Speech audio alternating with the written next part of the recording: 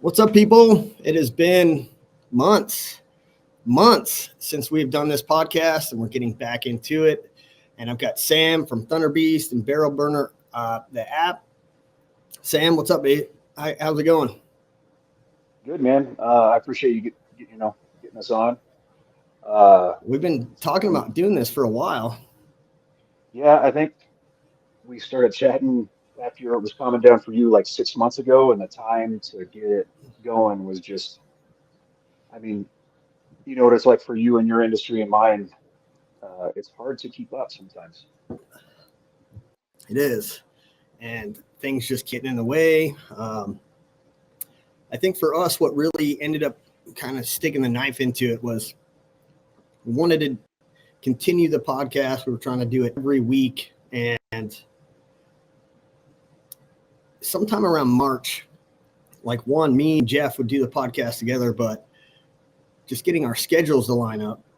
And then the sniper course for the Marine Corps is getting ready to start soon. There's a lot of planning and logistics that goes into just putting that course on when you're talking about dealing with all the military bullshit you got to go through just to put training on. And then we found that property. It's just buying in addition to the property we already had, and like starting to go through the process of like escrow and all that shit. And, before you know it, it's just like, I don't have time. And I kind of get into a place. I know you've been doing a lot of podcasts, but I kind of got into a place where I felt like I've talked about everything. And I sit there and wonder, like, well, what are we going to talk about this week that's going to be any different than the previous 6 years that we've been doing this show? And, I know that's not true because not everybody has seen all the episodes from the past. And, you could probably repeat the same episodes every year and you're still going to get people who haven't seen those things or listened to you talk about it.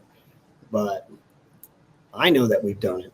And so Yeah, I it's deal with the challenging. same thing for someone brand new getting into it. Their first 2 years, depending on how invested they are into it, they are going to be soaking up a ton of knowledge.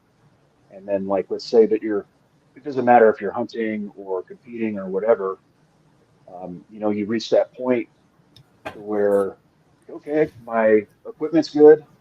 I know how to get my environmentals and make my dope line up. Like, what more is there to it? But Yeah. luckily, not luckily, in the past 6 years, I've seen stuff change drastically. Like I've Oh, watched, big I've time. been able to do it long enough to really see the big trends. Especially, I'm kind of glad when I first started, I got to shoot some NRL matches before the NRL Hunter, so I could really get some feedback on how those were and PRS was back then versus, the different style events that we get now, which is kind of cool. And same with equipment. I think in 2018 when I started, I'd go to a match and I remember seeing the majority shoot suppressed. And then it was right at that time that more people would be using muzzle brakes, at least from where I shoot in my region. So where I think like 2019 to 2024, if you're running a suppressor at a match, you're a minority. You're very few. Um, and just for working for ThunderBeast Arms, kind of watching that trend, that it's just in this past year, it's changed again drastically, kind of going the other way.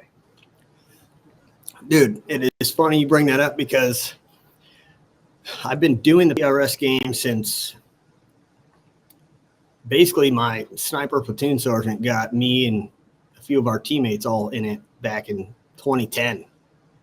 And it was in its infancy back then. It wasn't what it is today, but nobody ran suppressed, like, ever. It was just like, if you want to be precise over a large string of fire, you're not going to run a suppressor.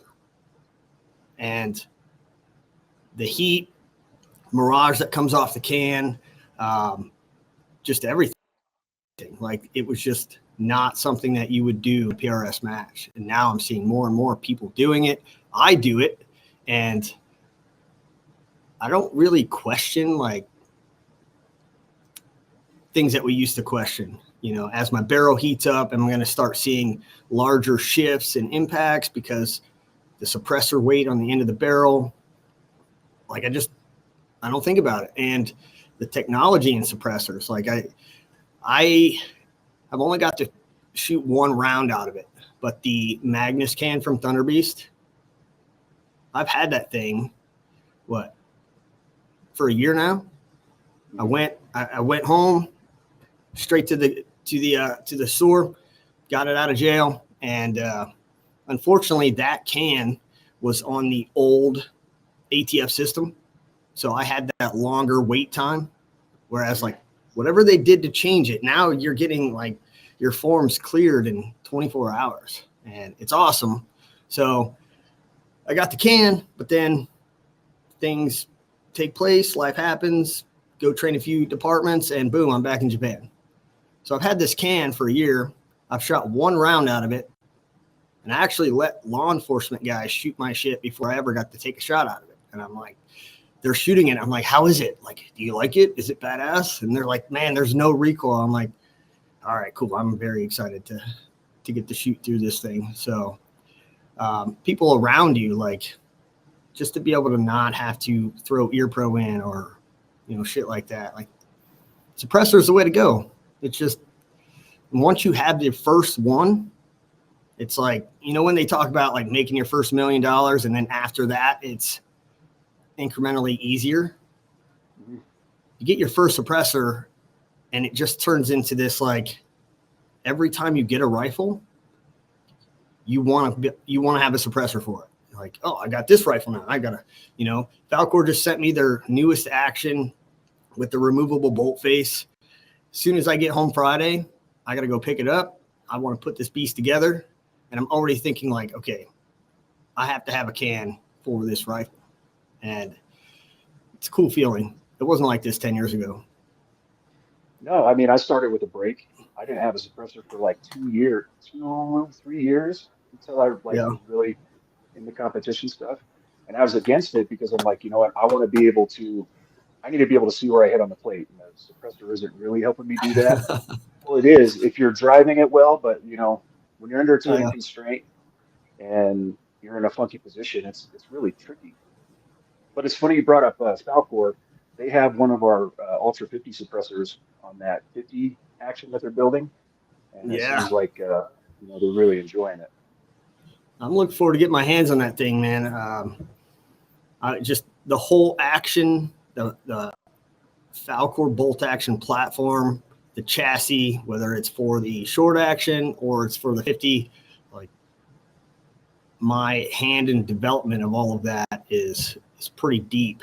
So anytime I see something come out, or they're like, hey, we're doing this, like, for years now, my big push after we initially came out with the initial 7 bolt action was, hey, we're already behind the curve. Like, it's great that we have developed this bolt gun, but you now have what everybody had 15 years ago. We need to advance. We need to do this. We need to do this. So, hey, we need some type of ability to change the barrel without having to rip everything out of the stock, lock it up in a vise. Like, that's not quick change. There's nothing quick about that. We need the ability to change the barrel. And with that, you need the ability to change the bolt. If you're going to go from 223 to 308, it's a different bolt. So every time you sell somebody a different barrel, you're going to sell them a complete bolt system? Like, that's money. That's expensive. People don't want to do that. So we need a removable bolt face. And now all these little things that you want to do, barrel change, bolt face, the challenge for companies like that is, how do you implement these changes, coming out with your new ideas without sacrificing the consistency or precision that you started with, right? And so it's working slowly, but The 50 cal, I have yet to shoot it, but I'm looking forward to it. Kind of. I don't know. Sometimes my old age, dude, I'm weary about shooting those 50 cals in the bam, just taking it all to the body. So, well, that's what I thought. So when I was in the Army and we were training on the M107s, at first I'm like, I can't wait to shoot. This is going to be so awesome. And then it absolutely sucked. A terrible yeah, experience. It was yeah, loud. It recoiled a bunch. Even for when we did our suppressor, hearing Ray or our engineers come back and give us some data on what they were getting from it. I'm like, yeah, it's still a 50 though. And then getting to go do demos with it and be standing next to it all day and just having foamies in and not being concussed, like shooting, like yeah, a 1 day or 2 day match. So it's really impressive. And we can get small, we've gotten some like young kids that are like 70 pounds or young ladies shooting it off a tripod and they're able to drive it really well. And it's just pretty impressive. We got one of these lobbyists, I think they do more stuff for Australia, some ex SF dude that goes around lobbying about the overpressure that yeah, a lot of us service related guys deal with, and to protecting ourselves from that. So, in anything, whether it's door breaching, you know, people in tanks or snipers that have a large caliber rifle, he came and brought his sensors to check for overpressure. And when he came out and we're shooting the 50, it wasn't registering anything, which was pretty awesome. I almost thought the sensors were broke, but they were working because we shot, another gun unsuppressed and it's registering, a couple PSI, which is pretty good. But yeah, I mean, then we made that 50 cal suppressor and now it goes into our more popular series of the Magnus that has the reduced recoil module, which is yeah, pretty awesome. So you're kind of getting the best of both worlds. It's For those that don't know, shooting a suppressor is like a soft, elongated push. A break is like a quick punch. The suppressor is like a softer, elongated push that lasts over time. So it's deadening the recoil, but the time frame that it happens is longer. So what this break is doing is just making it act less like a suppressor in terms of recoil and giving it to where your reticle settles much faster, and you can see where you're splashing at, basically. yeah. And depending on the can, depending on the manufacturer and how they're putting the technology to use, I mean, I don't give a fuck what brake you have on it. It could still have a shitty recoil pulse and want to drive you in places that you don't want to go. Mhm. Which brings me to whether you're shooting a brake, you're shooting a can with no brake on it, or a new can with a brake on it, right? We have essentially those ports on the end that are supposed to help reduce what the shooter feels in terms of recoil and help manage where your muzzle goes. But those shouldn't be looked at or relied on as, well, I shot this and I wasn't able to keep my rifle on target. And then when I put this on, now I'm able to do that. I'm still of the belief that having that muzzle brake or those, the end of your suppressor has the baffles to give that muzzle brake feeling, but you should be capable of doing it without it. Like, that is the level that we should strive to, is it not? Yeah, it all goes back to, I mean, when I started, I don't remember seeing like the heavy rifles, weighted rifles. Everyone shot with something like with a medium Palma barrel and a normal chassis with no weights. So these guns are probably like 15 pounds, 14 to 16 when I kind of started. And, yeah, there's all these things, just like the last, 6 years have changed so much. Seeing people like load everything up with weights and then they take some weights off and then they find a good balance point. And then same with brakes, the brake, um, the brake companies that have been competing against each other like the last couple of years, you know, trying to make it move as little as possible, which is great. But yeah, I I deal with it because I still see quite a bit of hate on our product in forums or whatever. They are not claiming that it's doing what we have actual testing data that we showed, like, hey, this is producing because we made this device to test it and it is doing something. But then it just goes back to, um, we get customers all the time saying, like, hey, I'm trying to shoot your suppressor and my gun's all over the map. He's like, all right, what are you shooting on? Oh, it's a 6 pound, 300 Win Mag. Like, that's going to be hard even with a good break. But yeah, it just comes back to, it's not going to get rid of poor fundamentals. I mean, you'll be in some situations to where, regardless of how many, Oh, I lost you. Where'd you go? What happened? God, I lost you for a Technical second. difficulties. You still there? Sam, where are you? There we go. Does this You're still sound there. good on my end? Yeah, I can hear you. Yeah, for sure. Okay. But yeah, having all the different gadgets and trinkets to help um, you stay on target when you should just be driving the rifle and having good fundamentals on each shot. You know, same thing in the past 6 years, especially with triggers being so light.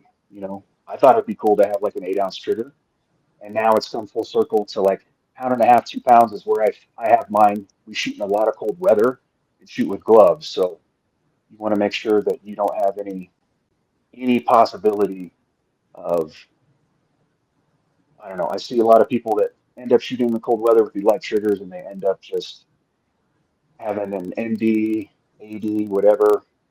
But yeah, everything changes. But yeah, it goes back to, you should just have good fundamentals, to start with.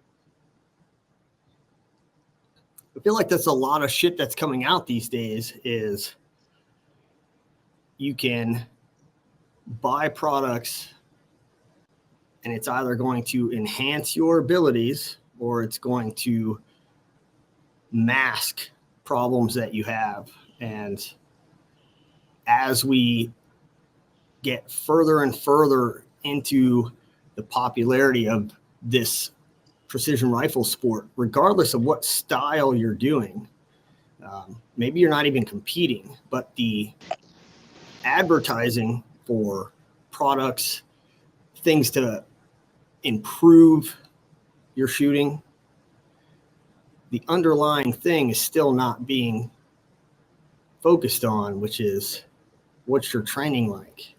How is your position? Can you go from the prone to all of these positions off the tripod without seeing an impact shift? And those things, how do they get masked? Well, you just talked about it. Like, fuck, I don't think I added a weight to my rifle until 2019, maybe.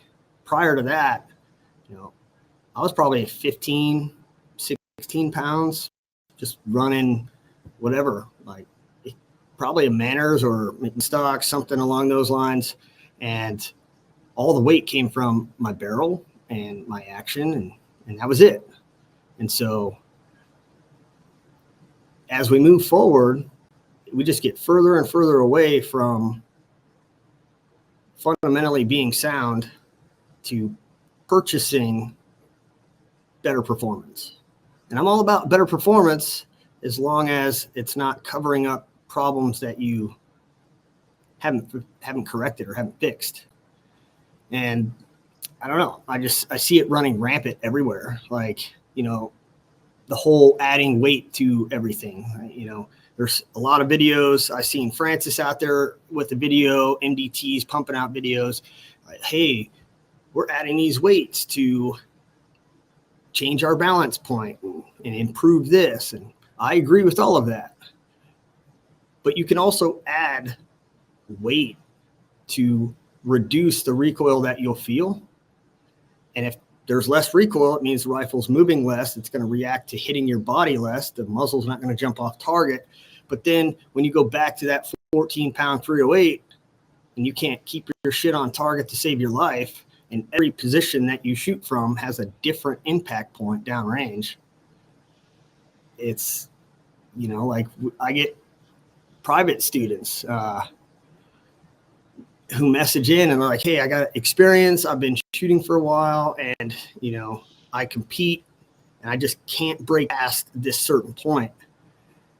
And my immediate thought is like, I know what this person wants. They want a magical fix to make them shoot better in competition. And there may be something we can do to help them. Like, what's their mental strategy look like? How are they approaching each stage? But then the very underlying portion is still, what's your fundamentals look like? And, you know, when did I come out and train with you? Was that prior to COVID or right after? Was that 2019? Hang on. Can you restart your audio? Restart? Your mic, I think. How do I restart my audio? All goes back to having good fundamentals, basically. Yeah, and you know, like we do a lot of private training, oddly enough, and you know, a recent one is a guy wants to improve his competition shooting, and he's like, you know, I'm just mid-pack. I'm always mid-pack. And for me, my instant thought is like, okay, it's not just going to be improving his efficiency, his mental strategy, but we're going to have to go all the way back and look at what his foundation looks like and build it from there. Or we're just going to be we're going to be putting improvements on top of shit. I feel like there's a lot of gear that gets pushed and advertised and promoted by all of us. We all do it without pushing to the younger, newer shooters that without the proper training or without the right foundation, you're just covering up the bullshit. And there will come a time where you are challenged and you're going to not succeed because you don't have that baseline. And so I see it a lot, and I feel like we've been going that direction for a while. And I've been a huge, huge proponent of recoil management and the effects it has on precision. You know, when I see guys that will talk to me, or a student, or, you know, one of the military guys, hey, you know, something's wrong. Like, I think something's up with my rifle, and it might be something is up with your rifle. Like, we're having big issues with the Mark 22s right now, where you've got the bipods all the way out on the rail and you zero, and then you get up on a prop and now the rifle is supported closer to the mag well and all your shots are low because the bipod was holding up farther down the barrel, whereas the barricade is only giving you support towards the magazine, so your barrel's allowed to droop farther. And so, yeah, there are times where it's not you, but most of the time, you zero, you shoot in a prone, and then you get up on a barricade, and your recoil management is so much different or non-existent. And then you shoot, paper drill, and you're like, I don't know what's happening. Like, the crosshair was where it was supposed to be when I fired. And you could sit there and say, well, you know, let's look at your trigger control. Let's look at this, you know, maybe it's your breathing. And it's like, okay, come on, let's fucking be real here. Probably the biggest culprit is that recoil management.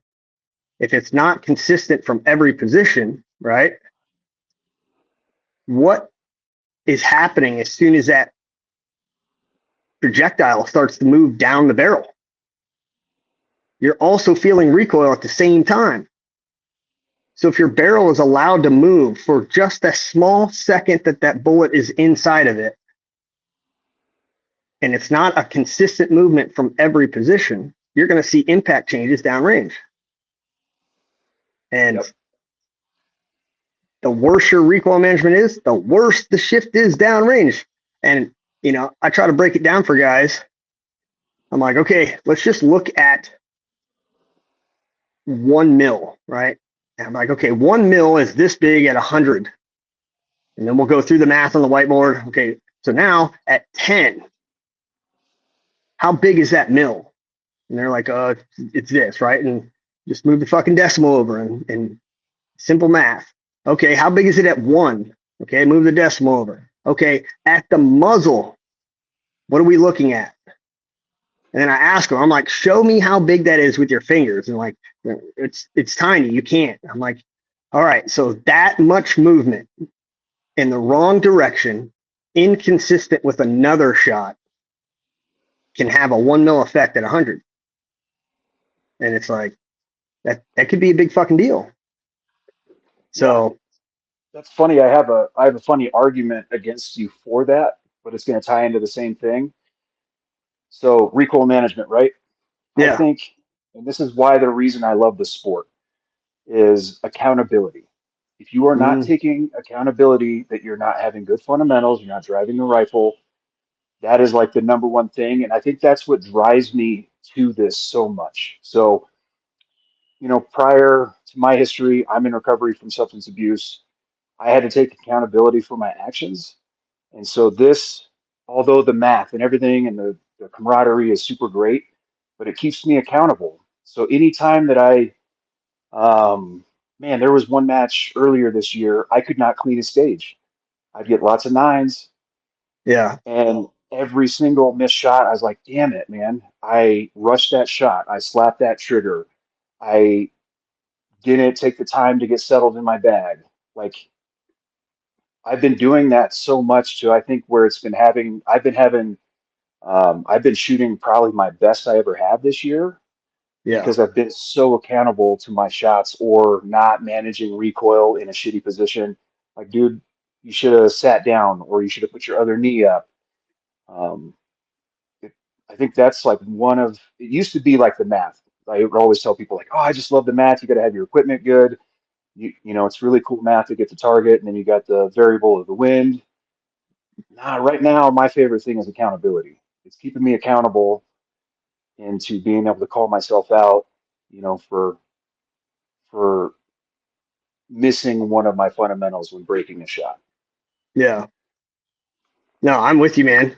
But how does that counter my recoil management argument? Well, you're going to say that's the most important thing. I was going to say the most important thing is accountability.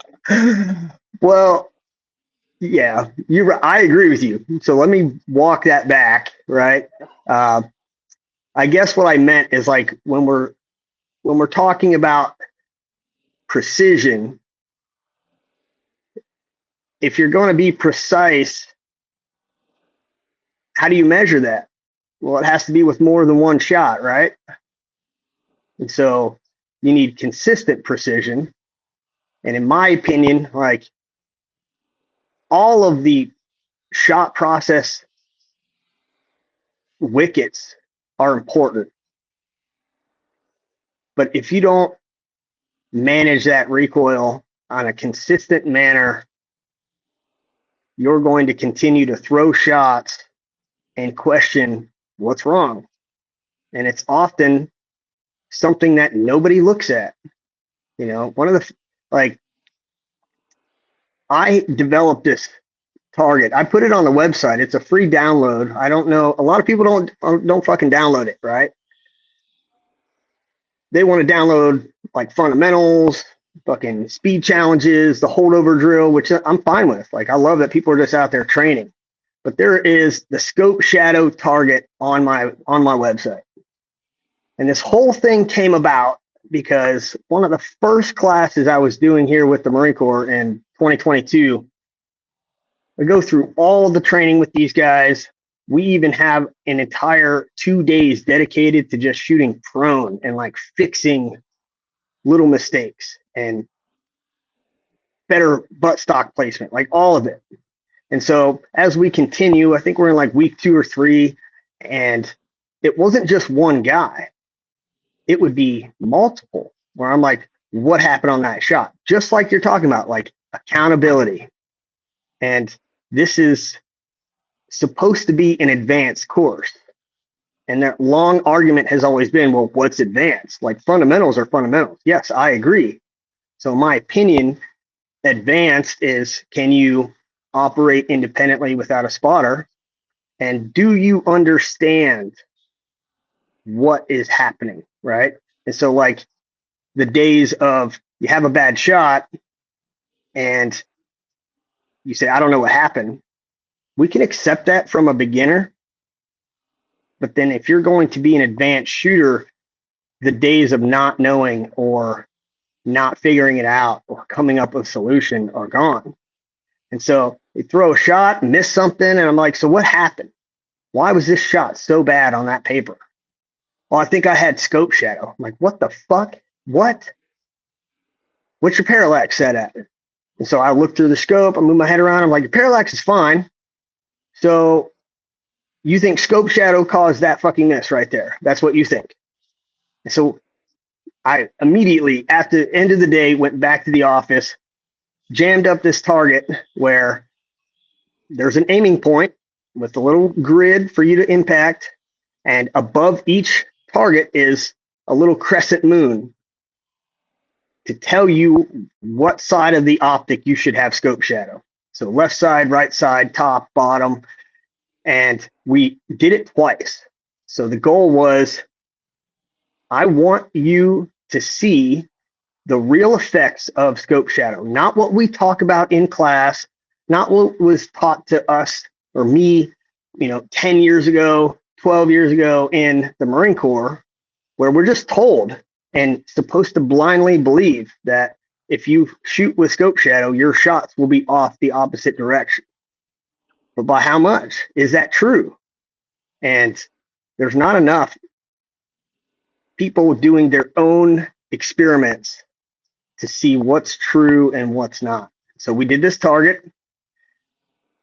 The first one, your parallax had to be set perfectly. Like set your rifle up, don't touch it, look through the scope, move your head around, adjust your parallax until there's zero movement. And now you're going to get into the prone, and each scope shadow target, you're going to shoot 2 rounds, and you're going to keep the same amount of scope shadow. So if you're going to shoot left scope shadow and only 4 mils of the reticle are visible, then you're going to do that same thing for the right, same thing for the top, same thing for the bottom. So what we found is the military rifles are 1 MOA guns, right? They might shoot a little better, but in that ballpark, 3/4, 1 MOA. There's no noticeable difference with the Night Force optics when the parallax is set correctly of shooting with a full field of view or having scope shadow. The only time we saw a dramatic shift in something you could actually measure against the accuracy of the rifle was when parallax was set to a really bad position. The only reason we did this test is not to tell them, hey, it's okay to shoot with scope shadow. It's absolutely not. But I don't want to hear these bullshit excuses every time you miss a shot. Like, don't tell me it's scope shadow, because now we've just proven that if your parallax is set correctly, it's not scope shadow. There's something else going on, and you need to have accountability and understand why. If you're going to grow as a shooter, you have to understand why. I felt like that played right into exactly what you're talking about, is that accountability piece. And if you don't know the answer, it's time to bust out that white coat and go be a scientist for a little bit and try to solve the problem. Yeah, this is actually a really good topic because anyone that knows me, I am all about training. Even I attend training. My goal is doing at least, I have a pretty busy schedule since I have kids and a family, but I try to do 1 class a year. That is what I prefer to do. So you really touched on something that people are really curious about, as there's advanced classes, and we were talking about PRS, and if people are building a shitty foundation. And sometimes I see the life of a PRS shooter only last a year or two, and main reason I'm not saying the main reason, but they don't ever take a class, and they've been shooting matches for a year, so they think they could take an advanced class. I want to take a basic. I want to get hammered the fundamentals into me again because I'm shooting and doing so much that I don't know if I'm developing some bad habits again. So it's nice to get yourself back in check. But there's a lot of your listeners out there that don't know what they don't understand what qualifies for an advanced class. So it's actually good that you're touching on that because you could probably expand on that a little bit. Um, because I've been in a class that's been bogged down before. Um, Someone going through an advanced class, and then the instructor spending the whole time getting their length of pole, their scope set up, and tightening action screws, stuff that takes away from the class, basically. Um, Yeah, so touching on that is not only big for you, but just anyone looking in classes in general. 100%. It's funny you mentioned that because I don't care. Like, I get that every single time, whether it's the advanced law enforcement course, it's the PR2, like anything that is above a basic level course. For all the years that I've done this, I have attempted to put on a class and say, we are only going to cover this. This is level 2. We are going to discuss and review, like, here are your fundamentals. Wherever you learned how to shoot, these should have been built into you. So we'll do a review, but we're going to get into tripod. We're going to get into alternate positions. I'm expecting that your rifle is going to be set up the right way. And anytime that I have gotten into that mindset of expecting people to show up to a higher level course, I'm proved wrong every time. So now it doesn't matter what course you're coming to. My goal is to make sure that we're all on the same page. And if there is somebody who has that knowledge and experience, then I'm using them. I'm going to ask them, hey, can you help out him? They may not be learning anything new in that moment, but I'm now getting them to interact with others and help pass what they do know correctly. Hey, help him mount his scope properly. You know how to torque it. You know how the length of pull should be set. Give him a hand. I'm going to work on these guys over here. And so now I'm utilizing him. He doesn't feel like he's sitting around doing nothing. And he's also gaining more experience for him as an individual by helping somebody else. And so I go through it all the time, and I just can't learn. I can't expect that people will show up knowing that stuff. It's a dangerous area to get into. So every class, we will go over proper rifle setup, why it should be set up this way. And okay, let's check it. Now, I don't make everybody change their rifle around, but when we go and we check it, if there's something wrong, okay, let's tear your rifle apart. Let's put it back together the right way. Like, it's going to feel weird. You've never done this before, but that's why you're here. And you just try to manage it as best as possible so that you don't get people who have been trained the right way wasting their time. Mm-hmm. But it's tough. It's tough because if you want the entire class to succeed and elevate together, they all have to be on generally the same starting point. So it's rough, man. Yeah, I took your PR2 class in 2018 or 2019, one of those years, which was supposed to be an advanced class.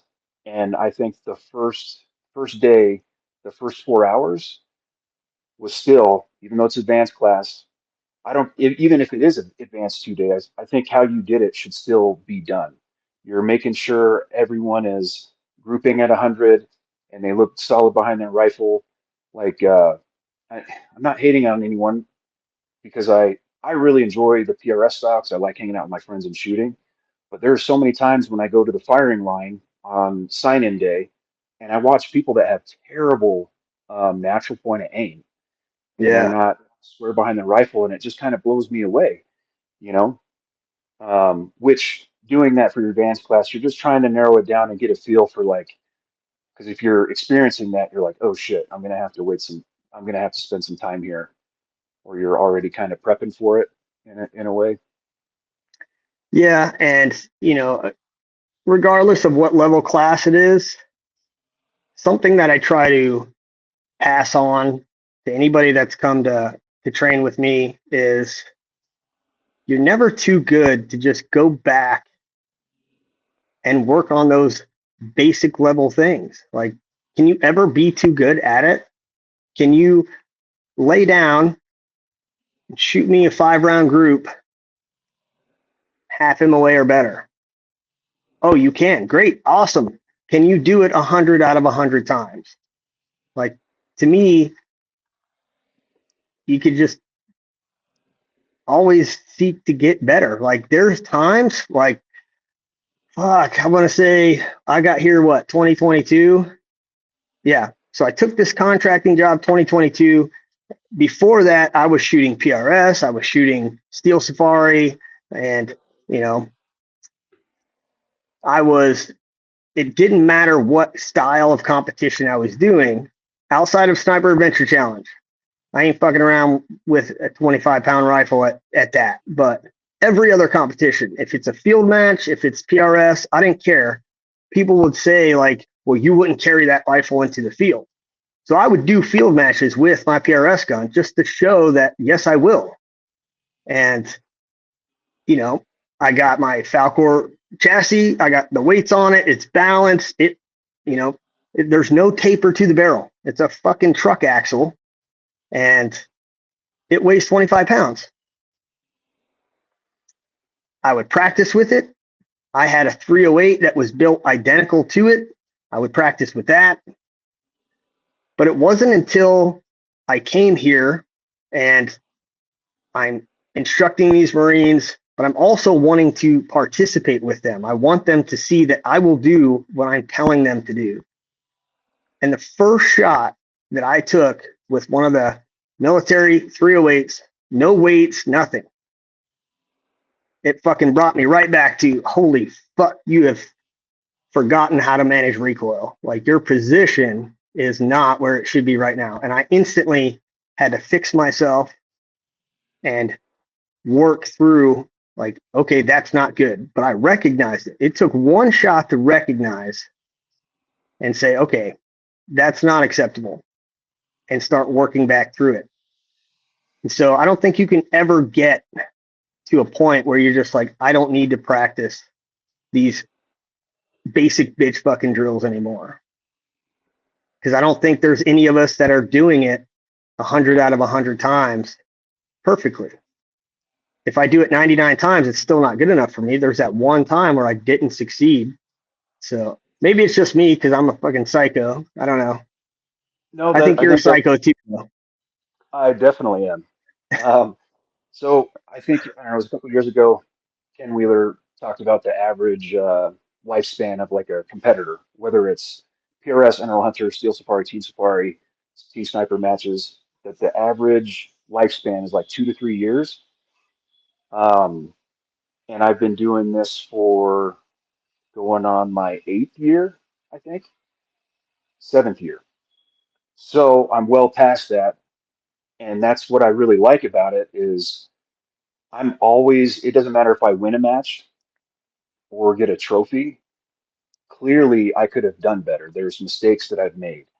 And in Yeah. terms of like, I don't know for NRL Hunter for sure, but for PRS, I think it was 2 years ago, Ben Gossett, I think cleaned a full day one at the AG Cup, I believe it was.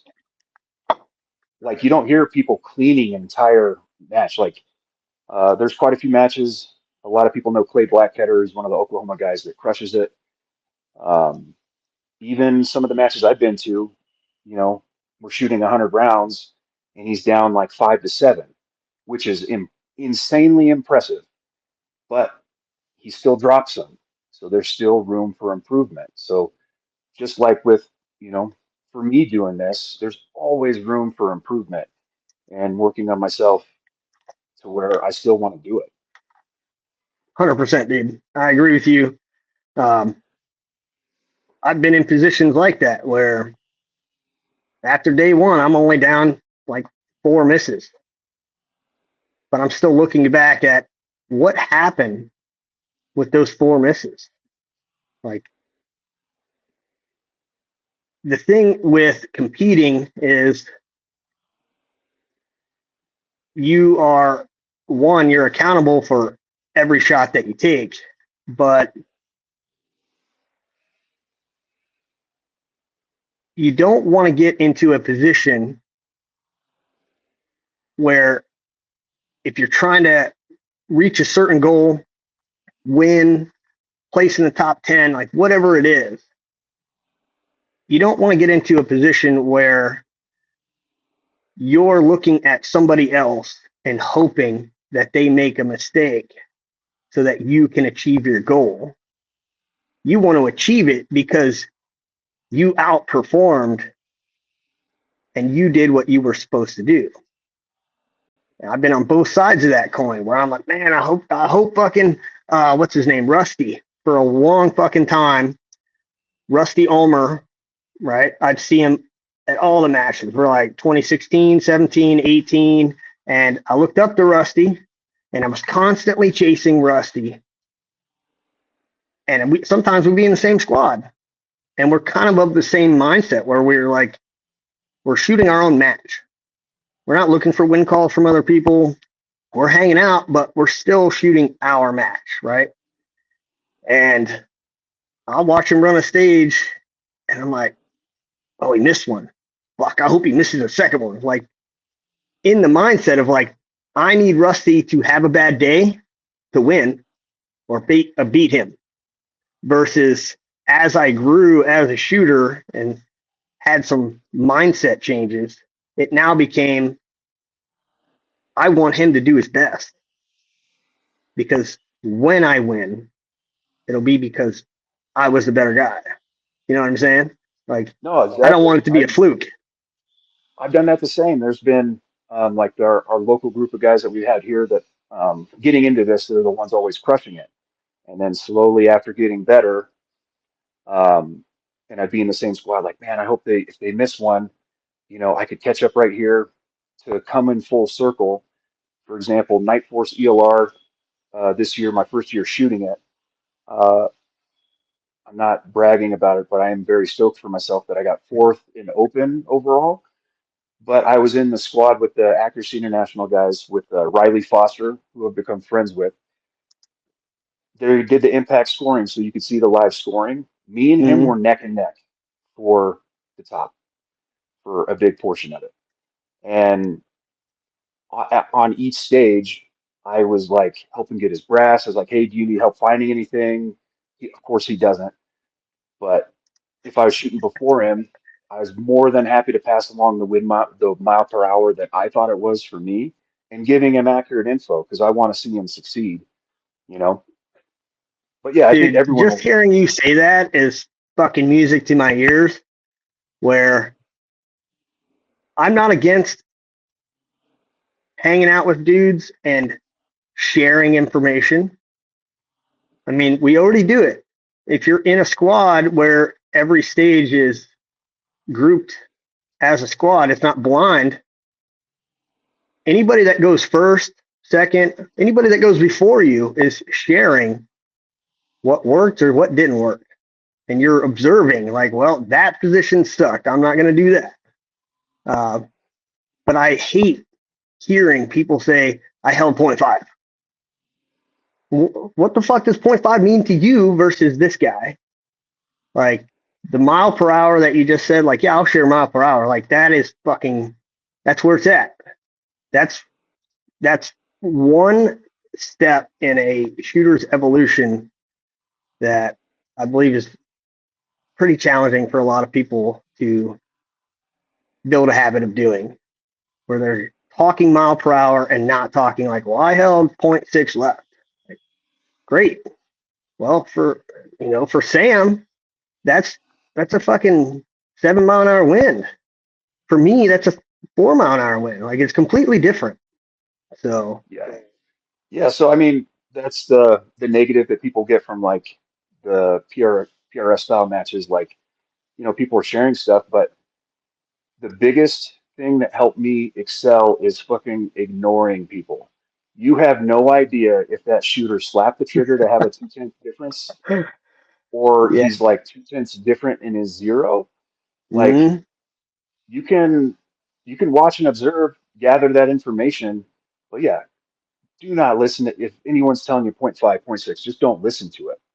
Um, it is very not helpful. And once you start just going off what you feel and plugging in your data, you're going to be a lot better off. And that's kind of what happened with Riley. I was shooting 6.5 PRC. He was shooting 7 PRCW. So our yeah. ballistics is totally different. I'm going like 300 feet per second faster. And, depending on the distance, stuff is all going to be completely different for us. That's where, if you are like trying to work as, try to help a new shooter or whatever, knowing the mile per hour, what is happening downrange is going to be way better for everyone, because it's just going to confuse and fuck people up if you tell them, oh, I was 1.2 at 700 yards. I'm like, well, cool, that's great, Yeah. but and again, uh, that accountability thing. If there is people that can end up hitting targets with poor fundamentals, with crutches and stuff, but if they are influencing the gun to shift one way or the other, like, that information is 100% useless. Yeah. Yeah. And it reminds me, I was it a Sin City match? It might have been just a local match, or it was somewhere in the Southwest, and I can't remember if it was a 1-day or a 2-day match. But I hate zeroing at the match. Like, it's just been something that I don't do anymore. And I trust that my gear holds at 0, and I'm going to move forward and know that I'm good.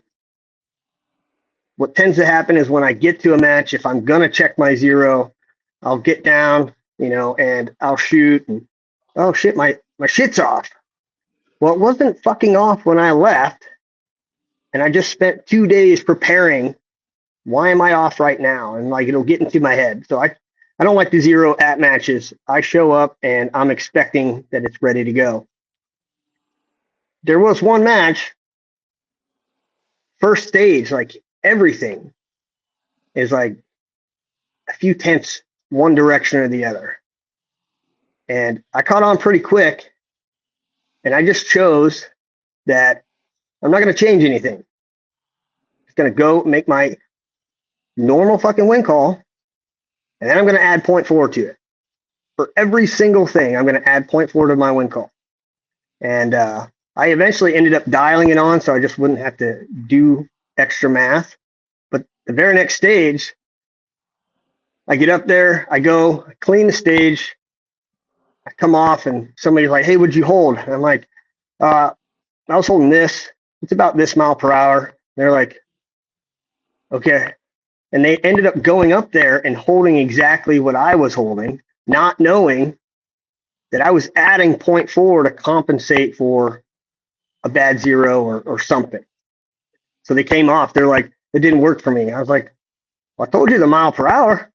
Why did you hold what I was holding? Like, I got a bad 0 right now. I had to compensate for everything. He's like, oh, fuck, I wish you would have told me that. I'm like, well, I feel like an asshole now, but you shouldn't be listening to my holds. You should be listening to the mile per hour. So it happens. It happens all the Yeah. time. So, dude, we've been talking about competing, which I think is great. Like, from the moment I showed up here 4 years ago, and I have been given the freedom to advance this course and bring it into the future, every year I would add like a competition day where I would introduce these guys who've never been in competition. They're younger dudes. We're talking like E4s, E5s, This is probably their first duty station. Okinawa, Japan. You know how many PRS competitions are happening out here? Big fat zero. So it's all new to them. And so we'll take a day or half a day and hey guys, we're going to do this competition. Everything I've taught you up to this point is going to work for you executing this. What's going to change is that you're going to be under time. You're going to feel rushed. You're going to have anxiety of needing to shoot faster, thinking that you have to get to the end of the stage. You have to get all your shots off. So there's a lot of benefits to us doing this. And so I'll set it up and I'll try to not let it be so civilian, but what can I do to add a little tactical spin to it? Maybe they got to do a mag change in the middle.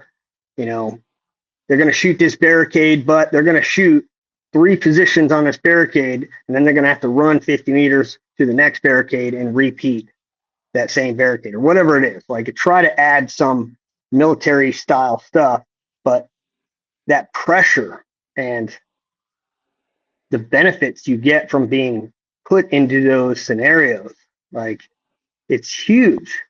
It's just in terms of speed when it comes to talking about engaging, you know, where some of these kids will start off and it's like, it took you 2 minutes to shoot at 2 targets.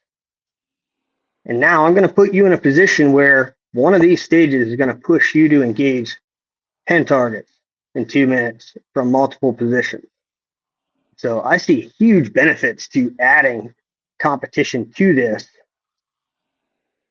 but I got to toe that fine line of like not letting them get so relaxed that they're standing straight up behind barricades and, you know, in a real world situation, they're just asking to take a bullet to the face. But there's huge benefits to the competition side and improving. It all starts with what's your foundation, what's your fundamentals look like, and then how can you improve your time management, your efficiency, all of those things under a time constraint. And so we've been adding it more and more to continue to, one, break away from the monotony of like, okay, get your tripods out, we're going to run this drill, and throwing different shit at them. And it's been hugely successful. And it has taken a turn where the military used to drive the civilian sector. Oh, Marines are shooting Remington 700. Everybody wants a Remington 700 or a Macmillan stock or whatever it is, right? Like for a while, for a very long while, if the military had it, guys wanted it. They thought it was great. Not really knowing that it's actually shit. But it is completely flipped for the precision rifle and sniper side of it, where the civilian competition sector is driving so much on the military side, from bipods, suppressors, fucking bags, like name it. And you're seeing everything from the civilian sector is filtering into the military side, making them better. So it's been cool to see, you know, just being around it and going through it. Well, when I started, that was the. Oh, go ahead. Oh, go ahead, man.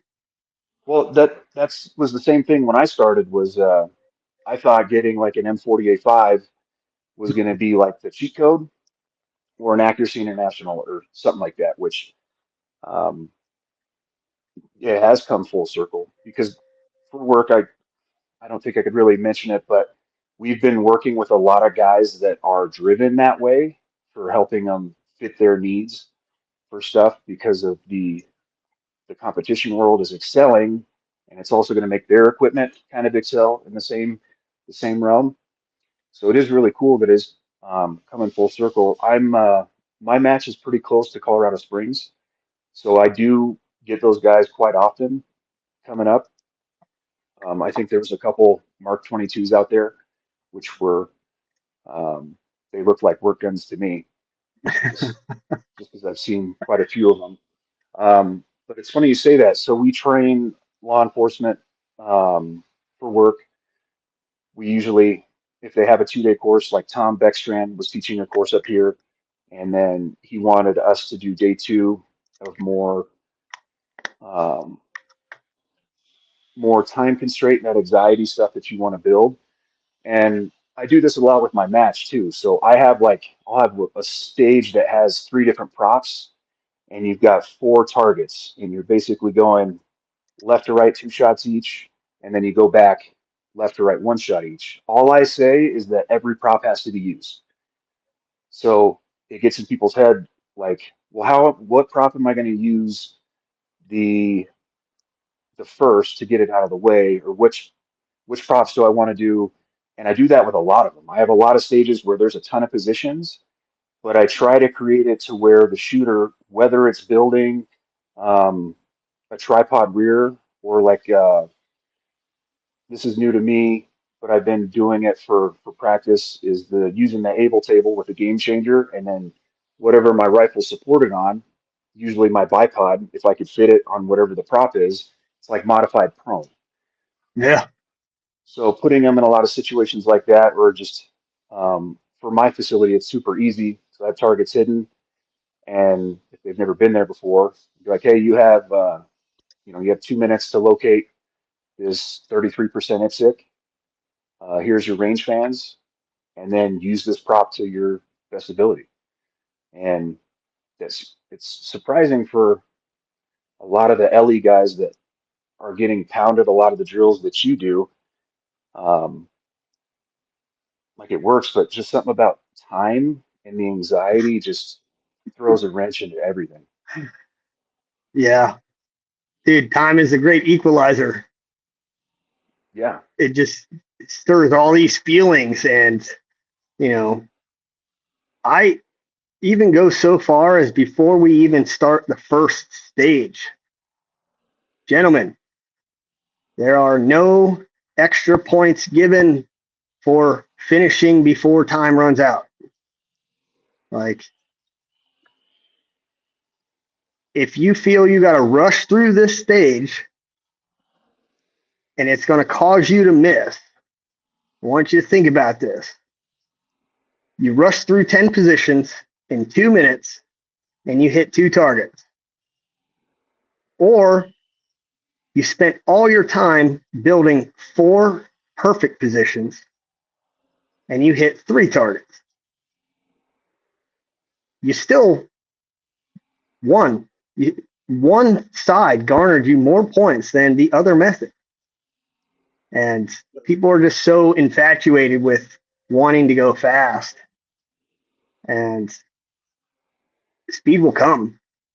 More experience. I mean, can you think back to your first competition and what you were experiencing, and just in terms of time? Like, Yeah, definitely the finding targets, like didn't get many shots off, but then watching, and at the time it was, I mean, shooters that are just mid pack, but watching them kind of move faster made me think like, well, I got to move faster.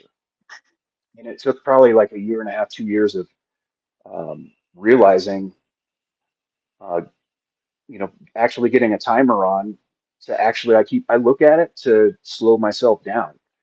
So if I've already gotten 5 shots off and I still have a minute left, like, dude, you are cruising. Building the first position on any stage is going to eat up the most time. So if I'm already halfway through the stage, and I've already gone through half of it, like, you're moving pretty good, but your first position already eats up a bunch of time. Like, you have plenty of time. You need to chill out. So it's funny. Sometimes speaking of, gear, there's these fancy timers. I shoot for XLR, which I know you've done stuff with them in the past. They had that little timer on there, the little watch timer. I had one of those. Now I have one of those NDT ones that kind of gives you a beep. I have it so I make sure that I'm going slow. I have it set to where it's giving me, like, at the minute mark, 30 seconds and then 10 seconds, I think. And I don't have it on there all the time because I'm more focused on like just take your time, break good shots. Because there has been so many times to where I've just been amped up or excited for a match, and I end up I want to get through every position, and you get a 6. You Yeah. know? It's been a minute since I don't know. It was easily pre-COVID where I was using a timer. At some point, I just stopped. I don't know if it's because the batteries died, and I don't remember exactly why, but I just stopped using a timer, and it may have just been because I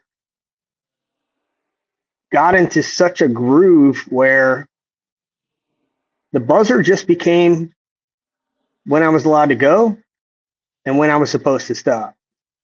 But the feelings or the anxiety of thinking I need to rush weren't there anymore. Like, I just kind of gotten into this, like, I don't know if you think of like Dazed and Confused, the movie, and you're just like this hippie 70s dude, and you're like, yeah, man, like whatever happens. And then just kind of in that mindset of like, I'm just here to run my game. I'm going to get into this position. I'm going to follow my plan that I developed before the stage started, and I'm just going to shoot. And the focus that I put on efficient movement, not wasting time switching legs, but being in the right position from the moment I get there, acquiring the target, not digging into the scope until I know that I'm in the right direction. Like, all of those things have just helped me save time. And in turn, I don't ever feel rushed.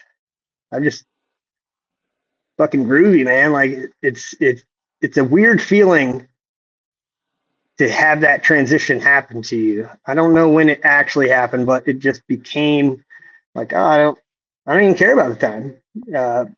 Competition dynamics when they do Steel Safari, you know, from winning it, what was that, 2019, and then every year that I've gotten to participate in it, I've been second or third, and I haven't been able to get that first place again. But it hasn't been from timing the fuck out. It's been making a bad shot or a bad wind call or whatever it is. And that match, maybe that's what really pushed me to be better at just focusing on me and not the time, is Zach runs those matches, dude, and it's 5 minutes. You got to find 6 targets, shoot from this position. You got to range them. You got to have your dope, and you have 5 minutes to do all that. It's like, oh, fuck. And from the first time I ever ran it, like, I was all over the place. And even now, today, like, all of this gear has come out that would make it so much easier. Like, you know Russ, don't you? Yeah. Russ is he's on Team Max Ordinate. So Yeah, I know him, Nick. Yeah. yeah. So like, anytime new gear comes out, I just go and see if Russ has bought it already, because chances are he has. And like, I've got I got a few of them. I got the Vortex mounted fucking lasers for the rifles.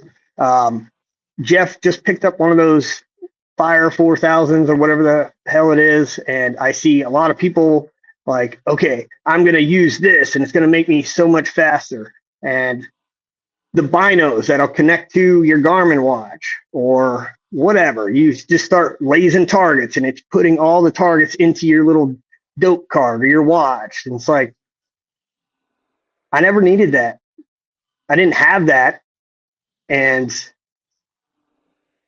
I still rose to the level of being able to win that shit. And now you have this stuff that can help you speed up. And so the technology advances are just insane. But again, I think it still comes back to like, what's your foundation look like? And is it helping you because you suck at something? Or is it improving you because you're good at something, but now it's an enhancement? And it just goes with everything. But Do you use one of those lasers ever? Do you have one? Is it something Yeah. that you found is beneficial for? It can't be beneficial for PRS, right? Like, can't No, imagine so. so what I did is I have the Mark IV spotter with the Badger Ordnance cage that goes around Yep. it. And then I put the Tango 4000 on the top with a switch on the back of the spotter. And then I just measured from the center of the scope to the center of the laser, which brought it to like whatever my vertical 2 mil mark is. That's where the laser is parallel. Mm-hmm. And that's what I'm using it for. So my biggest tip, I was actually just my match this past weekend was telling people about it. Like my biggest tip for you, and I even say this, it's my own match. You want to range if it's a PRS match, you want to range every target. So I made the mistake of getting complacent doing that in Washington. The beginning of October, I went and shot the KRG windbreaker, and there was a 40-yard discrepancy on a target, and I didn't know about it. And that engagement was 4 rounds. And at that time, I think I was like bouncing between fifth and ninth. In those 4 shots, dropped me, pretty bad. Luckily I can laugh that stuff off. I wasn't asking them to throw the stage out or anything. But internally, it's like, hey, you have been preaching this, and the one time you get complacent is when it hits you. So it's nice because I like to verify the targets, but I also, in the years of doing this, it's actually harder to find ROs for a lot of these events. So Yeah. you'll have an RO that's scoring, keeping time, and they'll try to spot, but they're going to want an extra spotter. So there have been so many times to where I'm spotting and they're calling an impact when I see dust behind the target, like behind the target. I'm like, oh, that was a hit. I'm like, no, that was not a hit. So I got a spotter because I'm like, you know what? I am tired of this. I Yeah. want to be able to show people. I even bought a phone adapter that in some cases I might even run it so we could rewind it back with, no, you can see right here, man, that was a miss. But I use it for that. So it's really good for me to check ranges. And then I've ran my dope off of it for one match and I felt like it was good. It's AB. I use my Kestrel's applied ballistics, so it works pretty good. In terms of the weapon mounted, I put it on my precision gas gun in plans of doing some of the teen stuff. And I feel like I just have a hard time getting it like perfect or the range that it's given me on a known distance. I'm like, man, that's like 15 yards off. Like, why is it? So it's not building my confidence up. So Yeah. I would much rather have just a simple set of, I mean, you get some Vortex Fury, like non-applied ballistics, and you have a hard dope card, you're going to be perfectly fine. But yeah, I've used it for that. And in theory, you would think, like, oh, I don't have to pull my binos or spotter. I just clip into the tripod and locate the targets, range it, and engage it. It's good in theory, but then you got to worry about the battery. It holds its zero pretty good, unlike the Wilcox Raptor, which I was told from a few of some team guys that it doesn't have a really solid housing, so it can lose its zero. If if you have to take it off or on, the Tango 4000 is great. It's like repeatable, but it's not building my confidence to go run NRL Hunter or a team match. Yeah. No, the Wilcox, I had probably one of the first versions of it before they were putting ballistics into it. And yeah, the mounting setup on that thing was not very great. It wasn't metal. It was half metal, half plastic. And so you'd get flex. And you'll see that even today. Like you could have your Tango 4000, you could have the Vortex, you could have something made out of complete steel body. But if the mounting system that you're putting it on will allow for a flex, still going to have problems. And that's what gives me a little weirdness about the whole thing is if it isn't ranging correctly, you're not going to know. Like, for example, you go to Steel Spar and you get out there and you see some targets and you're like, oh, okay, there it is. Boom. And you hit the fucking ranger and you get a range. Is that the range? Or are you hitting something else? You don't know. There's no way of knowing. And those targets are too far away for you to turn on the visible laser and actually see something. Mm-hmm. So for me, it's like, what's tried and true? Well, what's tried and true is I know where the laser is on my laser ranging finding binos, and I have the ability to see where my aiming reticle is, hit the laser, go the left side, go the right side, go the top, go the bottom. Like I'm lasing all around this thing to give me the best chance of having the right distance. Can't do that with the weapon mounted. Not my opinion. I mean, it's great to think like, yeah, I mounted it on my scope. It's set for 2 mils high. But is it? Is it? I still don't have a lot of trust in them, dude. I just, not yet. I don't know. I don't I don't want technology to be an excuse of why I had a shitty day. Yeah, exactly. You talked about I use it for my spotter, and that's it. You talked about having a hard data card, right? Mm-hmm. Something that I've just done out of habit. Is it from being a Marine and being hazed to be prepared for the worst? I don't know, but it was at Steel Safari, where you got to hike from position to position, and it's not a hard hike. You just, it could be 200 yards. You got to go from here to there, carry all your shit. And so for the longest time, I've been using geoballistics on my phone. That's my dope card. Okay. And so I got my phone. It's there. Got all my data. So all I have to do is find targets, write down my shit, put it on my rifle, and shoot. At a certain point, I was like, okay, I don't even want to use the phone.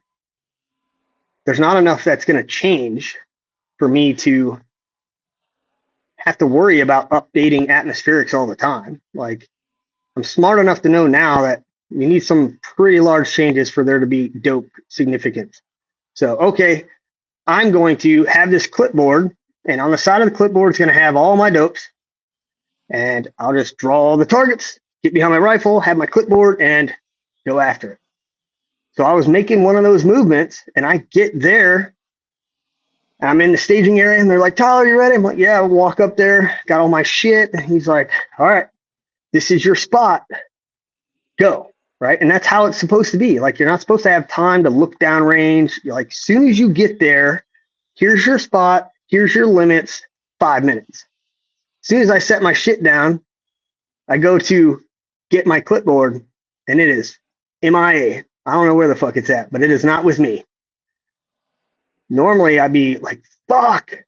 Nope. I just reach into my cargo pocket because I have a spare data card written right there. And I just rolled on through that stage like it was no big deal. And I think it's so important that the more technology becomes a part of our daily lives, part of our shooting lives, that you aren't dead in the water when it's not available.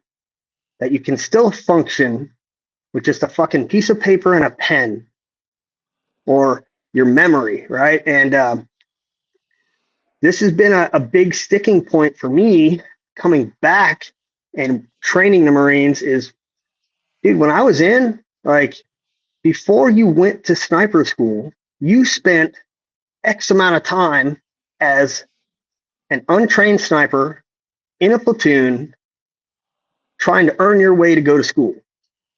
You were getting classes every day. You were had to run up some stupid mountain for some stupid shit. You had to remember all your dopes every 100 yards. You better have that shit memorized in a general sense, right? Now, every 308 military M40 is going to shoot slightly different, right? But for the most part, it's all the same dopes. Yeah, this guy's got a 3.2 dope for 500, and this guy's got 3.3. But as long as you've got that general memorization for every 100 yards, You don't need a ballistic calculator. You don't need anything. It's here, right? And so it's not that way today. One, they got rid of scout snipers. Now we have recon snipers, and we have precision rifle marksmen in the infantry. So the only interaction I have is with the recon snipers. So they're reconnaissance Marines, and they go through a 6-week marksmanship package, and now they are recon snipers. But they're not having to go through that painful process of memorizing dopes, right? The goal is just to get them proficient at operating that weapon system and being able to have effects on the battlefield. It's not how it used to be. Standards are different. So when they come to me and I'm like, hey, what's your dope for 400? It's like, hold on, I gotta get my calculator out. I'm like, motherfucker, no. And so have you heard of speed drop? The engagement technique called speed drop? That's something new that they're doing, right? It's been around for years, probably 5 or more. But what you can do is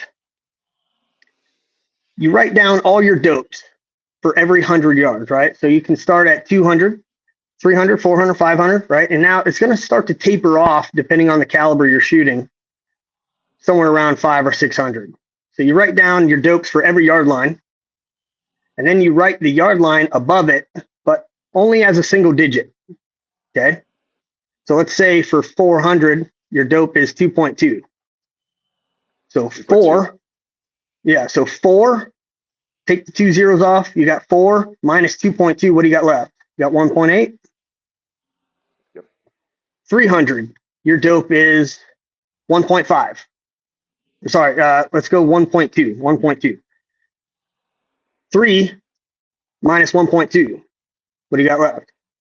1.8. Okay, now 200, your dope is 0.6. What do you got left? 1.4? Yep. So right now we've got 1.4, the difference from a whole number of our distance and our dope, 300, 1.8, 400, 1.8, now 500, your dope is 3.2. 1.8 difference, is it not? Yep. All right, so the consistency from 200 to 500 is every one of those is 1.8 except for 200. That one's 1.4. So we have a decision to make. We can kind of put it in the middle and say, you know what? My speed drop number is 1.6. For all of these ranges, 300 through 500, it's 1.8. But for 200, it's 1.4. So I'm going to go right in the middle. Or you could say, you know what? 0.4 mils at 200 is not a big fucking deal to me. I'd rather be more precise at those further distances. So I'm just going to go 1.8. That's my speed drop. So what you do is on your rifle scope, you dial down below 0, 1.8, your speed drop number. And now every distance that your target is at, you're holding that in mils. So I dial down 1.8. Hey, there's a target. It's at 350. Hold 3.5. Engage. That make sense? That's easy to get someone to understand. It might be a little bit more tricky, but I get it. It just is making it easy so you could just use your reticle, get on target quick by following that method. Yeah, and you just need to know what distance they're at to get the right hold, right? And it's pretty fucking accurate, pretty precise too. So I'm teaching this technique, but then I'm also realizing like, okay, these guys, they don't remember, they've never been forced to memorize their dope. Like to be a rifleman, to understand what you would need to make a shot without having anything else but yourself and a rifle. So I started taking that speed drop number, and after I teach them speed drop, I started calling it slow drop. Hey, if you haven't memorized your dopes, all you have to do is take your speed drop number, subtract it from your distance. That's what you dial or hold. So if my speed drop is 1.8, well, my target's at 500, subtract 1.8, I got 3.2 left. That's what I dial. Is there a reason they gave Marines 308? because I had a funny revelation because I shoot 308 for practice a lot. And yes, I'm up here at like 7,000 feet, but 2 mils for my 308 shooting, actually M118LR, which we do a lot of testing for work. It was 2 mils at 400, 3 mils at 500, 4 mils at 600, and 5 mils at 700. I'm like, oh, they just made this easy so Marines could try to understand it, is what I imagined. Because Yeah, I'm shooting that typical speed, which I know it's different for everyone, but like 2650 feet per that's what we're second at. is what Yeah, most trainers at. I'm like, this has to be a reason they did it. So you're just just at a because better density altitude for it to line up that way. But I now we're not imagine even it's probably a shooting. couple extra tenths. Yeah, we're not even shooting yards anymore. Like all the dopes that I'm mentioning to you are yards because we shot yards when I was active duty. Everything's meters now. So like their actual dopes are like for 300 it's 1.5, 400 it's 2.5, 500 it's 3.6. Like I don't think it would line up for you anymore if you guys were shooting meters at your at your elevation. Um, Yeah. but there's no correlation to them choosing 308 and the simplicity of it. It's just when it was originally introduced, right? Like the M14 platform, and then you had the bolt guns coming out, like the Winchester Model 70, and then eventually the Remington. Like 308's just been a NATO caliber for so long, and we have so much of it that they went with that Barrett Mark 22 MRAD platform, and they have to maintain that 308 because it's just what we have. But now you're getting 4 other barrels with that shit. You got 300 Win Mag, you've got 300 Yorma, 338 Lapua. Some units have 6.5 Creedmoor, but a lot of that ammo is just not regularly available like the 308. Yeah, So, I mean, uh, obviously 308 gets all kinds of hate sometimes, but I use a lot of that M118LR for accuracy testing mm, and for practice. So, for example, a customer, basically tells us like, hey, I put the suppressor on, my rifle shoots terrible. It's shooting 2-inch groups. Well, we get the suppressor, we test it, and there hasn't been a time where I haven't been able to get that stuff to shoot. It's always about a half an inch, like consistently for 5 shots. Um, Lot to lot, like I'm maybe there was one lot, like every 10th round, you'd strike the primer and nothing would happen. But I mean, it was like one lot I was able to figure out, but every other lot I've shot has been super consistent, you know, which just you could buy some.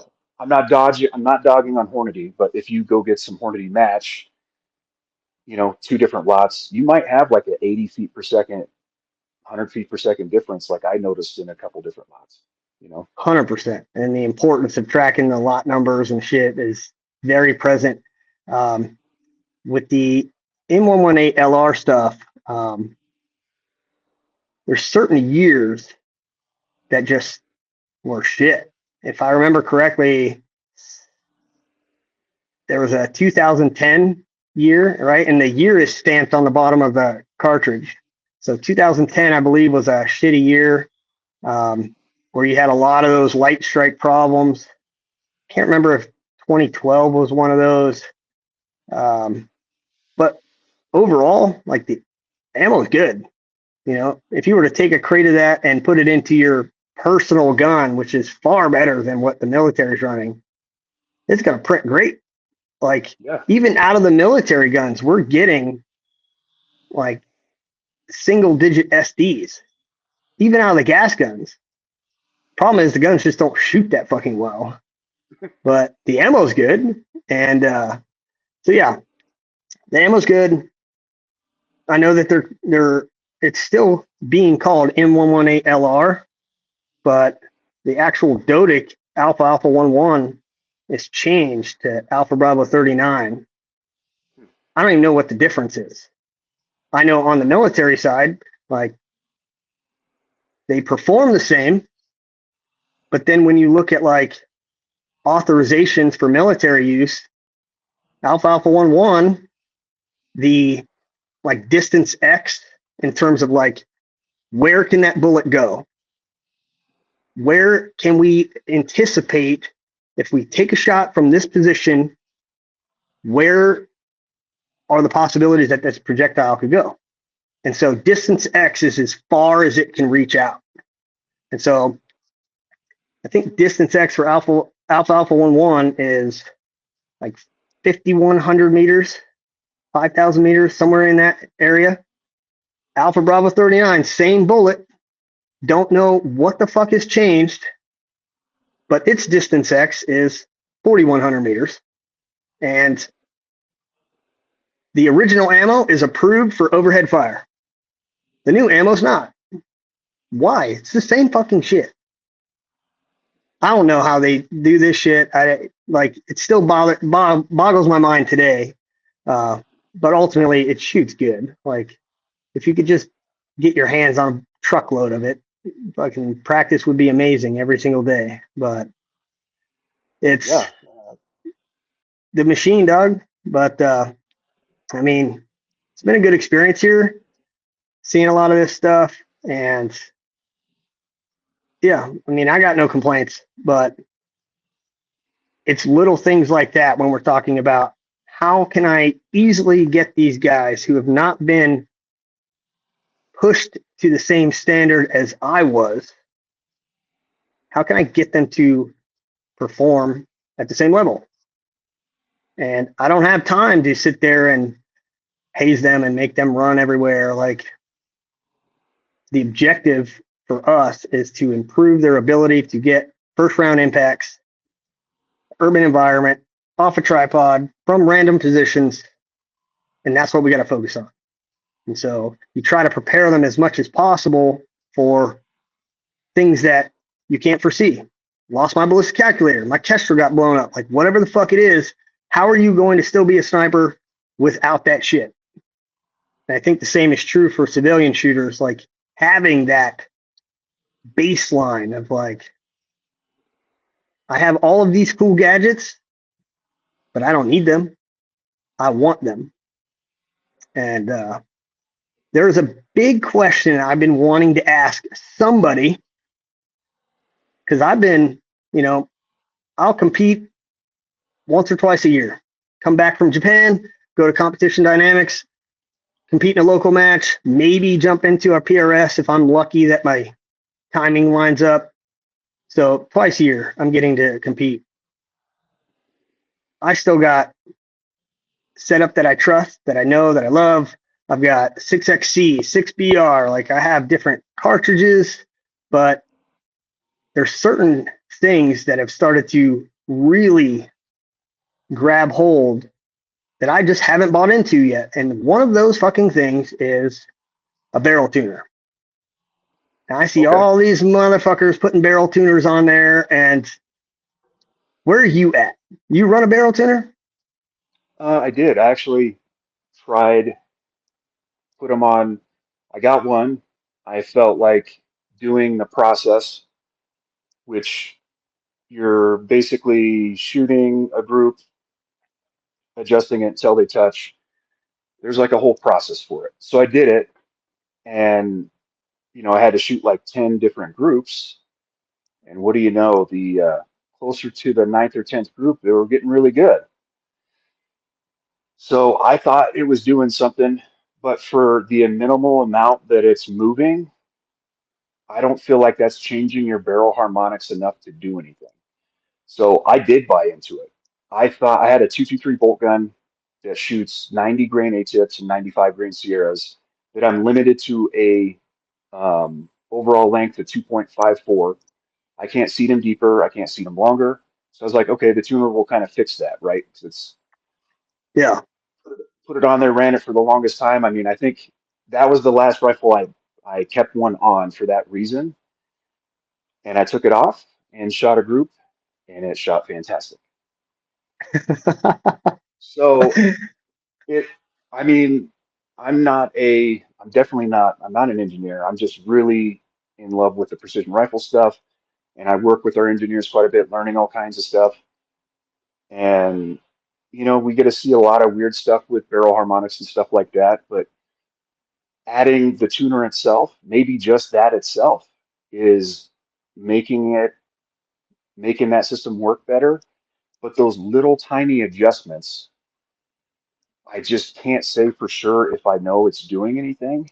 Yeah. Um, I mean, for the last few years, I've just followed Scott Satterley's method of reloading, do the Satterley test, and then I run burger bullets that I just jump 60,000s, and that's my entire load data. I don't do anything else. I can always get that to work. I can always get that to run pretty decent SDs. If I'm having an SD problem, then I'm changing something with neck tension and or primer, and that's what fixes it versus trying to do all this crazy seating depth stuff. So burger bullets between all of them, they love the jump, and I've just followed that and it works. So the barrel tuner thing, like I did buy into it. You know, I had a fellow competitor showing me how well it like tuned his groups up, and then did it myself, and I thought I was getting the same thing, but I was constantly shooting groups, like 10 different groups, and they were getting better. So I thought it was me, you know, I'm focusing, trying to break good shots so I can get this device to work. But I figured it just came down to like, well, you're shooting a bunch and you're taking your time, that you're just improving on your shooting groups. Yeah. So, It's funny because well, you brought up Scott, and I was just thinking about Scott, and we both at damn near the same time had taken overseas contract jobs. Right around early 2022, both of us. Like he went overseas. He lives on island with me. We're just doing different jobs. And for a long time, like, you don't know what you don't know, and you sometimes need to be educated or you need experience to show you what matters. And so, like, I would reload and I would chase how far I'm off the lands. Like, I need to be fucking, 7th thou off the lands. Now I'm like running the issue of like, am I going to clear the mag? Like, oh, my chamber's too long. So now I need a better barrel chamber. Um, and then Scott, he had come out with his videos and like, here's, what I've discovered. And the biggest thing for me was I started running 80,000 jump. And it's been amazing because it was like, oh, I don't need to fucking worry about this. This is not making such crazy improvements from 7,000s to 80,000s. I'm actually seeing more consistency from 80,000s and not having feeding issues. And you said it, like for me, neck tension, right? And so the littlest change and biggest bang for my buck was when I started to mandrel the inside of the necks. So I do the whole sizing. I don't neck size anymore. I just full length size everything. And I just try to watch it so that I'm not crushing that case so that every time it fires, it's doing the accordion thing. But, I'll full length size everything and then go through the process, but it always gets the neck size from the inside out as one of my final steps. And controlling that neck tension has been the biggest improvement on muzzle velocity consistency for me. So yeah, same thing. I run Eric Cortina's mandrel die, um, which that was like my first set of actually getting, and now I'm a huge believer in it because um, that's where I've just watched my SD shrink by simply adjusting that. Because I mean, I can get good groups to shoot and shoots okay at distance, but then I get these bigger ESs, and then I even chatted with Eric about it before I did his podcast, and he helped me get some dies, and that mandrel die really changed it for me by getting that, perfect consistent neck tension every time. I yeah, mean, trying to get someone to understand it that isn't that doesn't think about that. I mean, think of your brass getting sized to SAMI dimension, so it's like really tight and small, and then you try to jam a bullet in there, and you can feel it's kind of hard, right? Well, with the standard dies, you'll feel some hard, you'll feel some not as hard, and it's kind of all over the map. Well, that's that, in my opinion, that's that inconsistency with neck tension, is what I felt like I was experiencing. So when I run his Manville die, every time I see the bullet, it feels exactly the same. So if it's feeling exactly the same, or you're shooting that, your standard die with all those different feels and how it's seating the bullet, like how do you think that's expanding in the chamber? If Yeah. it's really like cramp, uh, clamp down on the bullet versus, one that's got very little neck tension, that's going to change the way the pressure builds up once that primer's hit and that explosion starts happening. That's going to be changing a lot. Like if that bullet's going to be released sooner because of less neck tension and there's not enough pressure built up. Um, One way that I could describe it is I am guilty of running brass past its life. I had some Creedmoor brass on like 25 firings. Went Yeah. to went to Kansas to shoot a 2-day match, and I watched the shot go 2 mils low. And I even called it on the clock. I'm like, hey, someone keep that piece of brass because I think I know what happened with it. And I ignored that shot and continued shooting with my normal dope. Everything was good. It had a crack around the body where you could see carbon kind of come out. Basically, since that had gas come out of 2 spots, it didn't build up enough pressure for that bullet to go its normal speed. So that's kind of how I feel like it could be with the neck tension. If it's all inconsistent all over the place, Yeah. that's what I imagine is happening. So a couple things, like I value my time. The older I get, the more involved in things I get. Like you can't buy time. And so how you use it needs to be giving you the most benefit for your buck. And I used to spend days reloading, prepping brass, like got to turn the necks, got to cut the brass, got to like the whole fucking thing. And then it got to a point where I'm like,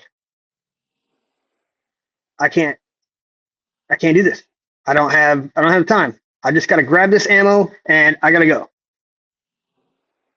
And I went in, and I've talked about this on previous podcasts. I went into Montana PRS match a few years back, and there was multiple things that were mentally like, well, I ran my ammo through a chrono and I was at like 19 SD. So already I'm like, oh, I'm fucked. I'm fucked. And then it was one of the first, I still have this action, like 0002 serial number, Falcor defense action. And this was a testing for it. And, we didn't have everything figured out, obviously, because we had to make changes after that. But like, this is the first time I had to run this thing hard. And every shot, fucking rounds would slide forward in the magazine. And then when I go to fucking push the bolt forward, they dive underneath the action ramp. We didn't have a little cutout there to allow for it to feed up. So every shot, shoot, bolt back, slide rounds back, cycle. So I had that going for me. I had a shitty SD. Mentally, I was just already, there's no hope for me. I'm just going to have a good time, shoot my shot, and, what happens, happens. That mindset, I won. There was no pressure. There's no stress. And I'm looking back at it and how the fuck did I do this?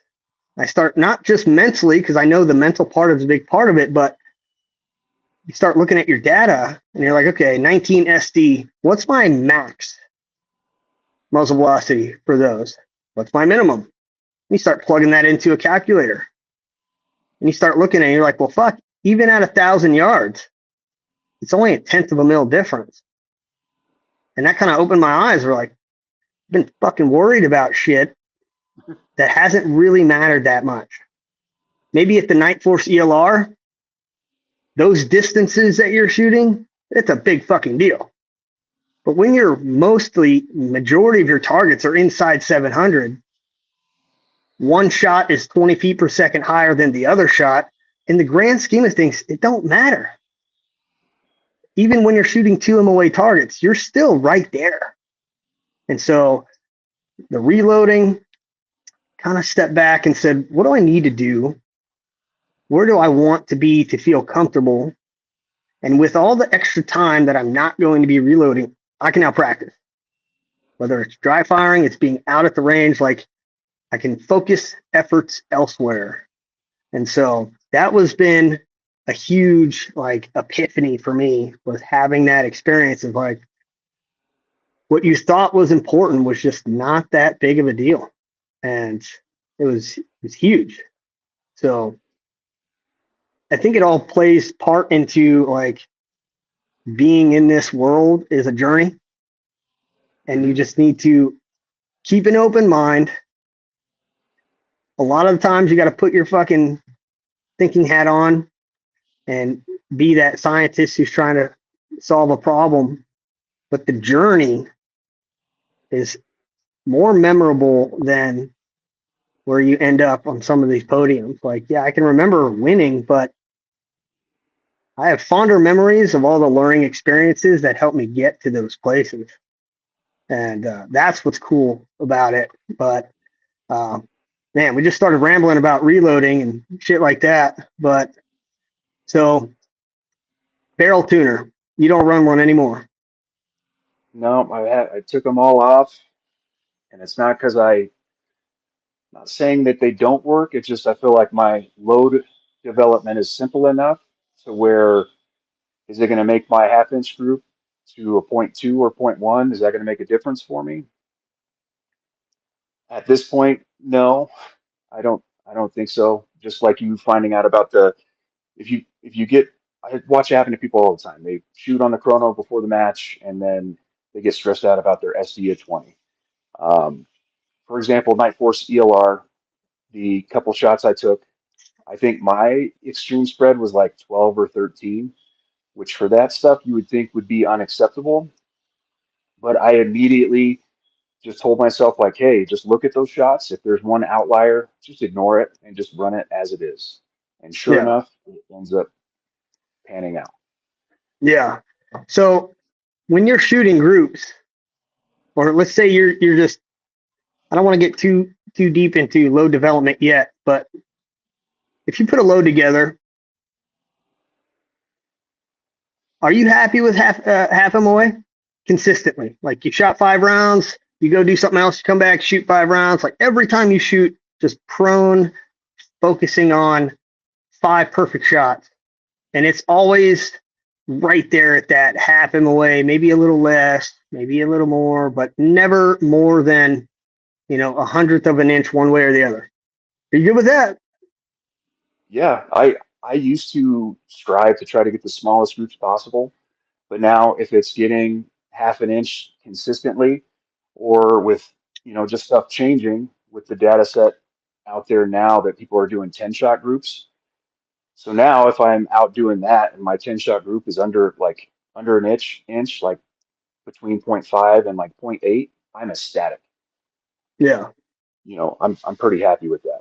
So I don't try to push anything past under that half-inch mark. I just realize like this is already good, especially if my speed is already consistent. I don't think that I'm going to outshoot the ammo.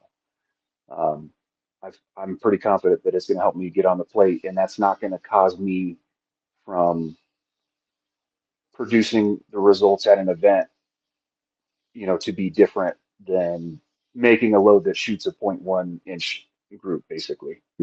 Yeah. So 2 more things, and I'm gonna let you get out of here. Won't hold you hostage anymore. But for the barrel tuner, I'm curious, and I'm thinking, I've never used one. I've never looked into how you do it. I understand the thinking behind it of the harmonics, but the actual process of installing it and then utilizing it. Never done it.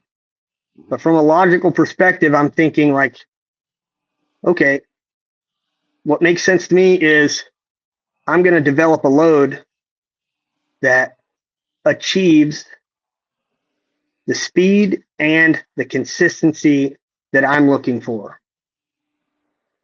And I'm not worried about how it shoots on paper. I just need the velocity to be as tight as I can get it. So, hey, I did everything. I went out, I tested it, chronoed, and this load got me a 1SD,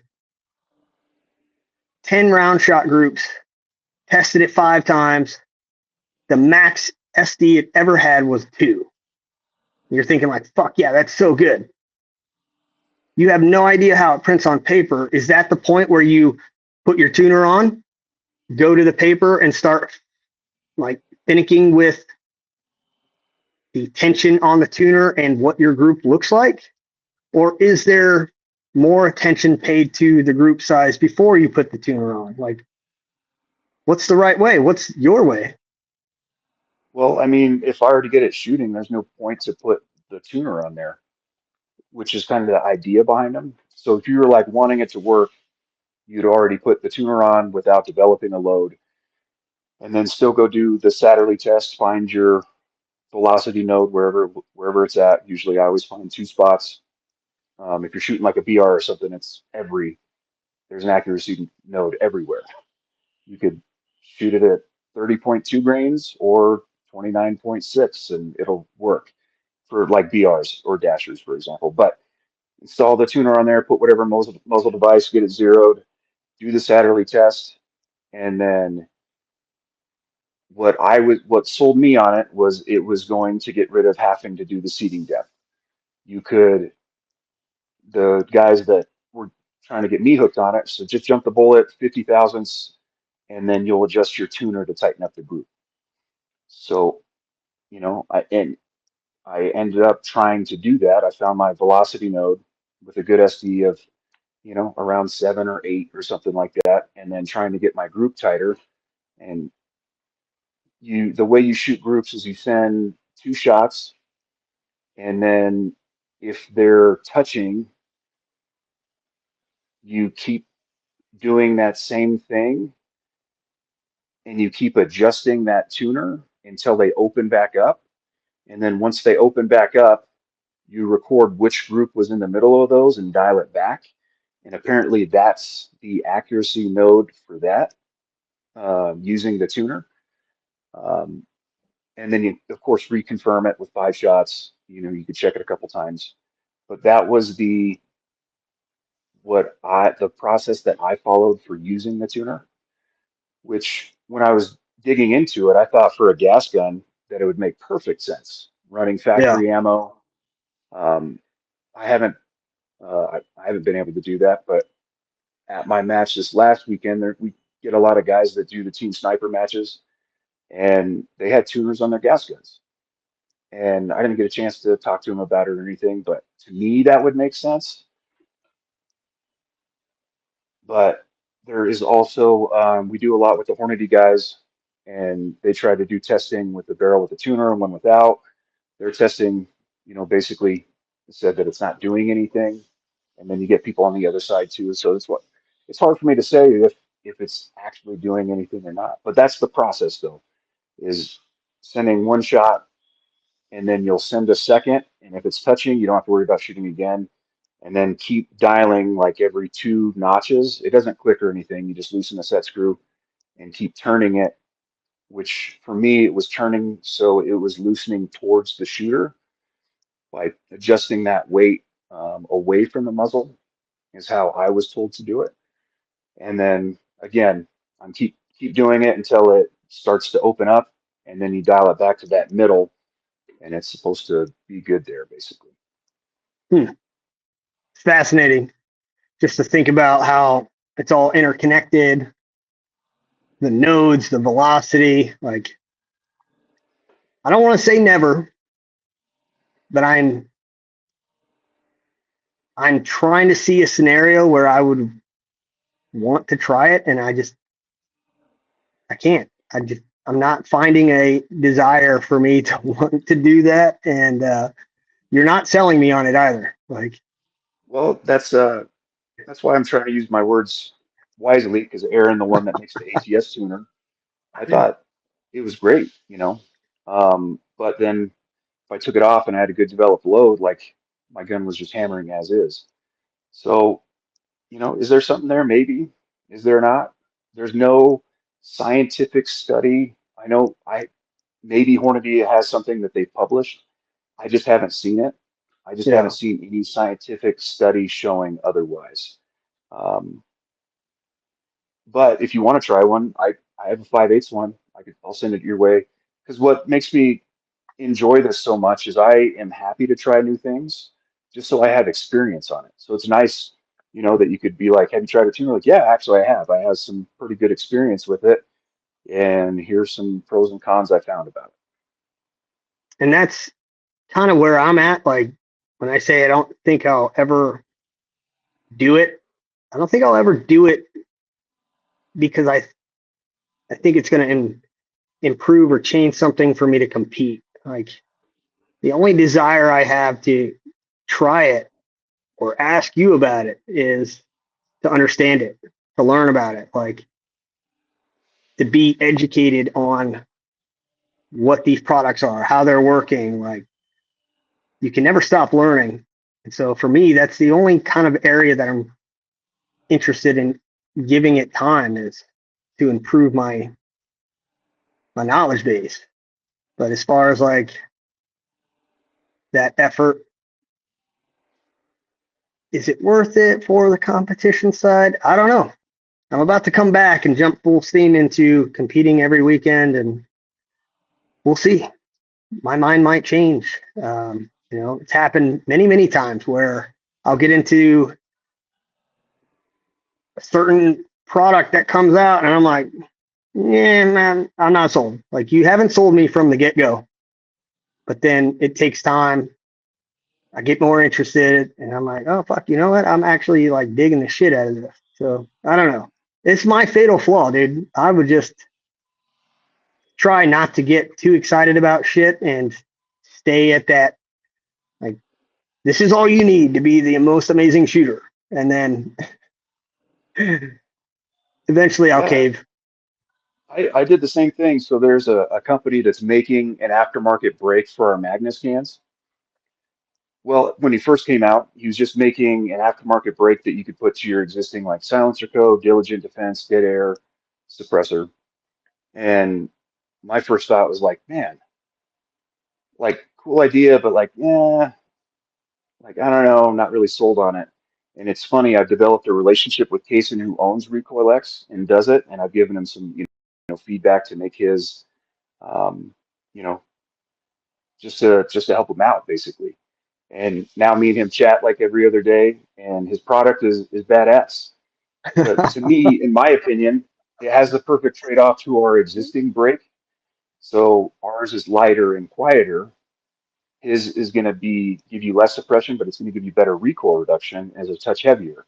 So there's like a choice for if there's a situation where you need the lighter, quieter one, there you go. If you're shooting a PRS match and you want more recoil reduction, not worried about the weight, and you're going to be muffed up. So it's like a really good trade-off, in my opinion. And he made a pretty good Yeah. product. We don't endorse any third party or anything like that, just due to warranty issues. But he did a good job on. It's funny.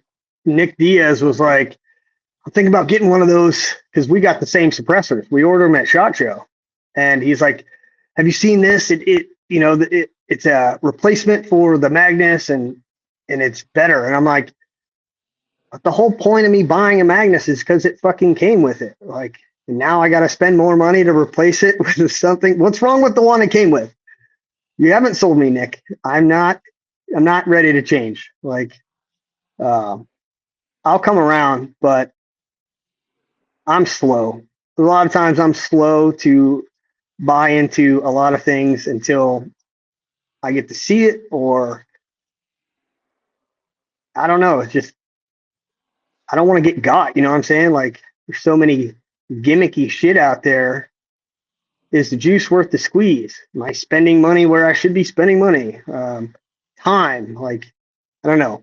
I think the older I get, the more protective I become of falling into advertising traps.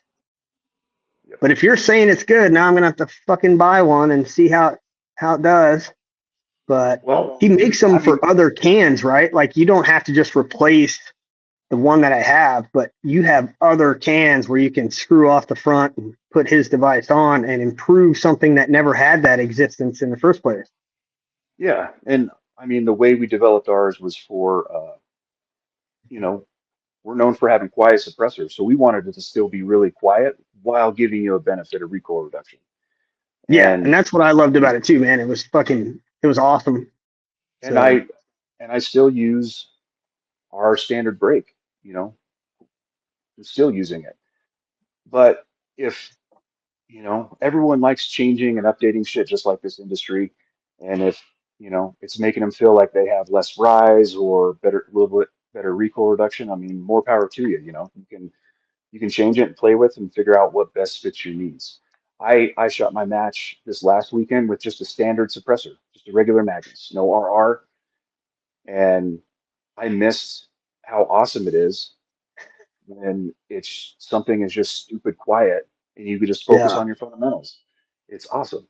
And I'm getting ready to go to the PRS Pro finale, and part of me has been debating like just run a standard suppressor. You just killed it. You had a really good time with it. And I was like, yeah. yeah, you know. You might as So, well just take it old school and go back to no suppressor and just not even a muzzle brake. Just run a straight barrel.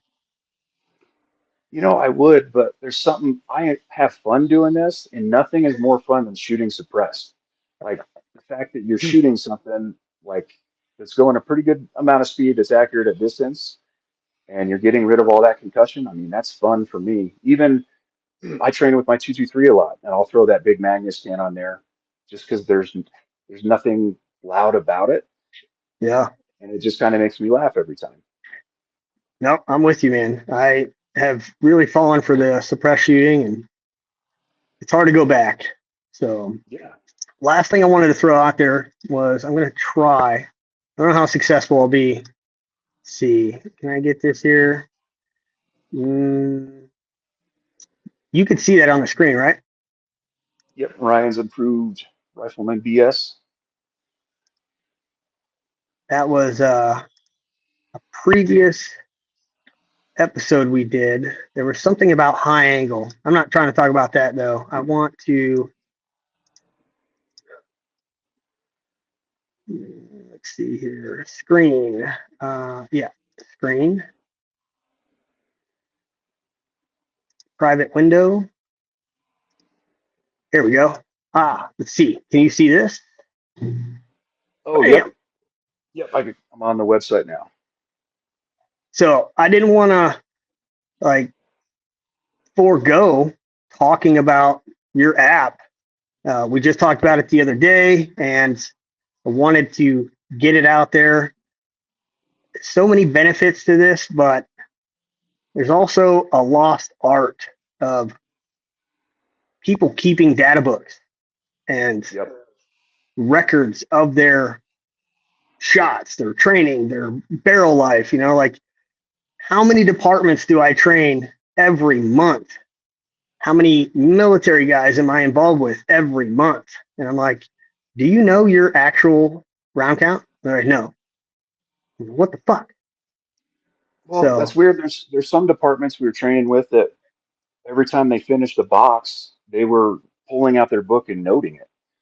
So, it's probably department dependent, but I mean, for everyone that's heard, our conversation for this whole podcast, for one, both you and myself heavily invested into this long range shooting community, and I started with whiteboards. I had an Excel spreadsheet. I had a notebook. For one, I have loaner rifles for my match that I put on. I have work guns, and then I have competition rifles. yeah, So keeping an accurate round count's important, but also I have a cleaning schedule on my match guns of like 350 to 400 rounds is before I clean them. I think over cleaning stuff is not good. But so keeping an accurate round count and then you setting your cleaning interval to what you want was super important because there's been a lot of times before the app that I would get to a match and I'd have a barrel with way too many rounds on it and accuracy starting to fall off, which can be frustrating, especially it doesn't matter if you're competing, hunting, or you do this for work, but keeping an accurate round count has always been tricky. So I have 3 kids and my gun room is in the basement. So if I get back from a match and I'm offloading my gear, the time there's probably not a time that I'm going to get to be able to update my whiteboard or my book. And then if a couple days go by, I'm going to forget and I'm going to lose an input. So the Barrel Burner app is basically a computer maintenance management system for your firearms and all your components. So like if you want to track your scope, action trigger, it's going to do all that on the firearm profile. And then you can put a whatever you think that barrel's going to die at or when you want to pull it. Yeah. There's pretty standard ones out there like your 6XC is what, probably 1,800 rounds? No, not quite. Okay, so probably like Honestly, 13. I have just basically gotten accustomed to when that barrel hits 1,200 rounds, it's gone. Like I take it off, the new one comes on. Except for this latest one, I'm at 3,000, like almost on the nose, and it's that newer proprietary steel from Bartline Barrels, which talks about giving double the barrel life. And so I'm still pushing that one, pushing it hard. It's still grouping really well. It's consistent. And the little notebook I have attached to it on a rubber band is at 3,000. So I don't know when it's going to die, and I'm just kind of pushing it to see when it does. But Yeah, I think your app is long overdue because it makes things easier. And yeah, I mean, we just want to be able to have it from your phone. So like as soon as you get done training or at the range, you can just go select your profile and put the rounds in there, and you're getting an accurate count. And so yeah, same, the suppressors need cleaned. I actually had an issue this last weekend with a suppressor that was getting well over its round count that I prefer. And I had a bunch of carbon fall back down and get on the bolt face, um, which can create issues when you're on a stage. So cleaning your suppressor is important. So it tracks you're cleaning your barrels, suppressors, your entire firearm. You could put whatever cleaning interval and name it whatever you want at whatever round count. And then it's just nice to be able to look on your profile and you could plan better. Some cool things about the barrel when you put your barrels in there is there's a place for notes, and the character field is like 1,000 to 2,000 characters. So I put my ladder test under each barrel after I have it broken in, or I can put the date of when I broke it in. And even if I kill that barrel and pull it, that information is stored in the app. So if I need to look back and get like a similar barrel or like something's off, like, this barrel's really slow for some reason, then you can kind of go and compare, but it's storing that barrel without taking up your bench space, basically, which is really nice. yeah. So yeah, I think the keeping app is track of great, all that. man. The different things that can happen just with cleaning cycles, right? Like my 308, I mean, I could not clean that thing for 5,000 rounds, and it doesn't care. It just happy that I'm shooting it. But if you take like, Russ, he's got this 6 Creedmoor that it doesn't, I mean, I think it hates him. Maybe it just doesn't like rust, period. But he will clean the shit out of it. And after one match, he will have a carbon ring that has built up so bad that if he takes that rifle into the next match at, say, 301 rounds, the group that used to print sub half MOA is now kicking flyers out 1.5 minutes in any direction. And so, yeah, the caliber, the cleaning reminders, just knowing when you did it, like it's all important. And anybody who thinks that they could just keep that shit in their memory, like, oh yeah, I shot this match, this match, this match. Oh, my barrel's only at like 500 rounds. Shut the fuck up. That's a lie. And this is just here to help you. Like Yeah, simplicity. I really just needed it for myself. Like I said, I have the match. I have two or three loaner rifles for my match that sometimes they're in use every month, or sometimes the next month they're not in use at all. So that means that I need to make sure that they're not going to have any issues, because I just would, for one, would feel really bad if it had like a carbon ring or was shooting like shit or anything. So I always want to have those prepped ready to go. And then of course my competition rifles, like I don't want to go to a match not knowing what my round count is, because you could put a bore scope in a barrel that has 100 rounds and a barrel that has like 280, and depending on the cartridge, you might not see a difference. Yeah. So, so let's say I'm going to the PRS Pro Finale that is this weekend, and I'm kind of in that right now, just because I put a new barrel on that I just broke in before I um, broke it in last year, just so I could stow it, so I could have it ready to throw on. So I have to determine, basically make a call to clean it, which over cleaning stuff can just wear down components. And then also for accuracy, I mean, you go to the range, you watch hunters running a bore snake through their rifle like every shot. That is 100% unnecessary, and your rifle is going to be more accurate when it's dirtier. So just being able to track all that is just super important for me. So we do have a free version, so you can try it out, make sure it actually fits you, and it's going to be helpful to you, because we don't want you to pay for it and then, you know, be pissed that you spent, a couple bucks. So a couple different tiers of it, of course. One free profile, which we just updated it to, and we haven't talked about it, but there's a whole ammo and reloading components section. So you could put all your factory ammo in there. If you reload ammo, if you load your brass, primers, bullets, and powder, and it's tracking all that. So if you put 24 pounds of H4350 and you develop a load with those bullets, primers, and brass, it's going to deduct from your inventory.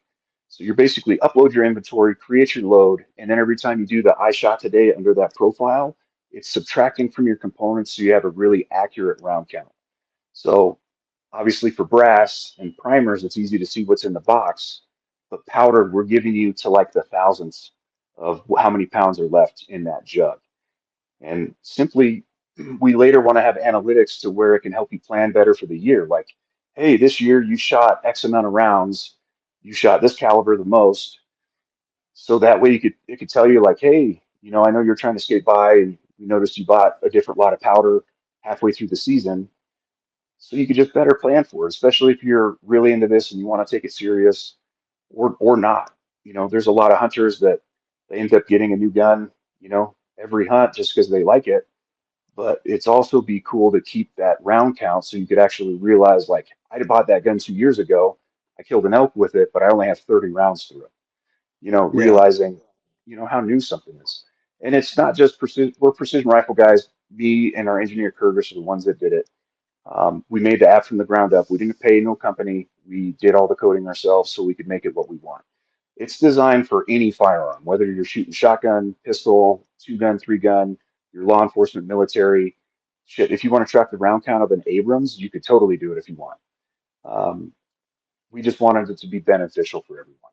So that's kind of why we did it. And I mean, we actively use it as well. Um, it's just not only makes work easier, but it makes our personal lives with our personal rifles that we use for hunting or competition just that much better. Yeah. No, I think it's great, dude. And I wanted to make sure that we got to talk about it because I think it's a valuable tool.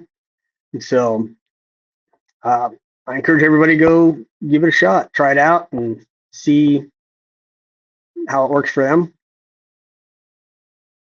All right, man. Well, I'm losing you here. Looks like the signal's going out. But I appreciate you taking the time. We've been on here, over 2 hours now. So if you guys are still with us, we appreciate you guys listening to us, hanging out. Catch you guys next week. We're going to keep these episodes going, getting back into the podcast realm. Until next time, catch you guys later. Oh, hold up. So I didn't want to end on that note just because what happened? Just my phone died. That's where the best audio and video come from. So yeah, I thought we had a technical issue like earlier. So I was like telling everybody, see you later. Sam's fucking gone. Not when I'm talking about the app. I'm wanting to talk about the app. So before we get out of here, everybody go check it out. barrelburnerapp.com. You can go, you can read about how they get started, who's involved. You can sign up for their email list. And then there's also extremely easy right there on the front page. If you have an iPhone, if you got an Android, you can click those and it'll take you right to the app. And you can, like Sam said, try it out for free and, tell them how much you enjoy it. Reach out to them on social media. And if you got any ideas for them, like I promise you, and Sam, I'm sure you could sit there and agree with me right now, but anytime, whether it's a great idea or it's like, I don't know, like you always want to hear feedback from people because no different than just shooting precision rifle. Like you're always out to improve from what you have. And so that's what we've done. I'm sure you're not done with this app. Yeah. So the layout of it right now is from feedback. So we've already had maybe 6 updates to just from feedback from people wanting stuff laid out different. And then we do have a feature coming in for all lasers, night vision, and there's going to be an option to where you can put those in and when you put the batteries in last, and or if you want to log hour time. So I was going to say it's for batteries, isn't it? Yep. Yeah.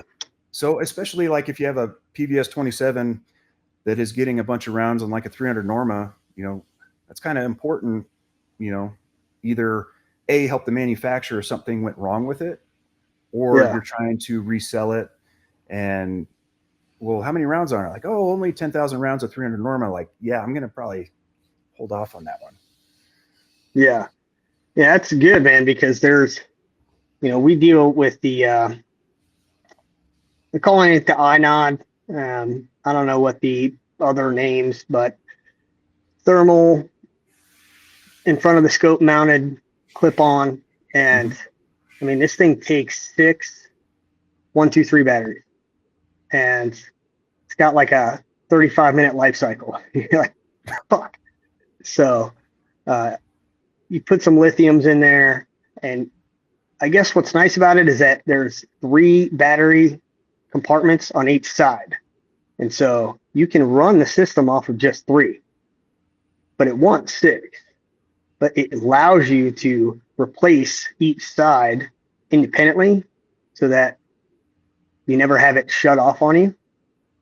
But it's like 30 minutes, dude, and it's done.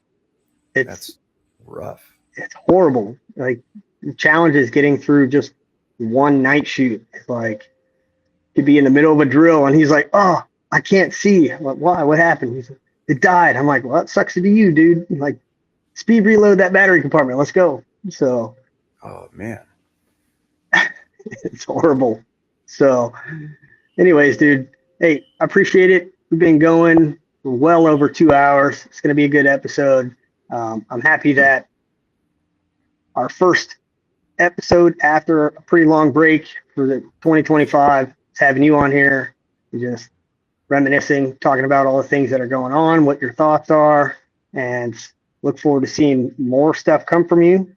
And I got to get up there and do some of your matches. Like, I love that area. I love Wyoming, period. I think it's the last free space in America. Well, I might be in your neck of the woods for the NRL Hunter match in California that Surge from Able Company puts on. Oh, fuck yeah. So if you're around, I think that's in March. I was going to try to make it that way. But yeah, I'll be here, man. Regardless, definitely try to run into you. Or I feel like we touched on a lot of subjects that people are going to like to hear about. Yeah. So if, we need to do a second one and have a couple more subjects of what we didn't get a chat about, I'd be more than happy to do it. 100%, man. I'll get in touch with you. Just us talking. I've got some ideas I want to share with you privately and see what you can do on your app about it. But yeah, we'll link back up and, I'll touch base with you in a few days and we'll go from there, buddy. Cool. Sounds good, man. Hey, man, I appreciate it. Thank you guys for sticking with us for 2 hours. If you're still here, until next time, this is Tyler and that's Sam. We're out of here.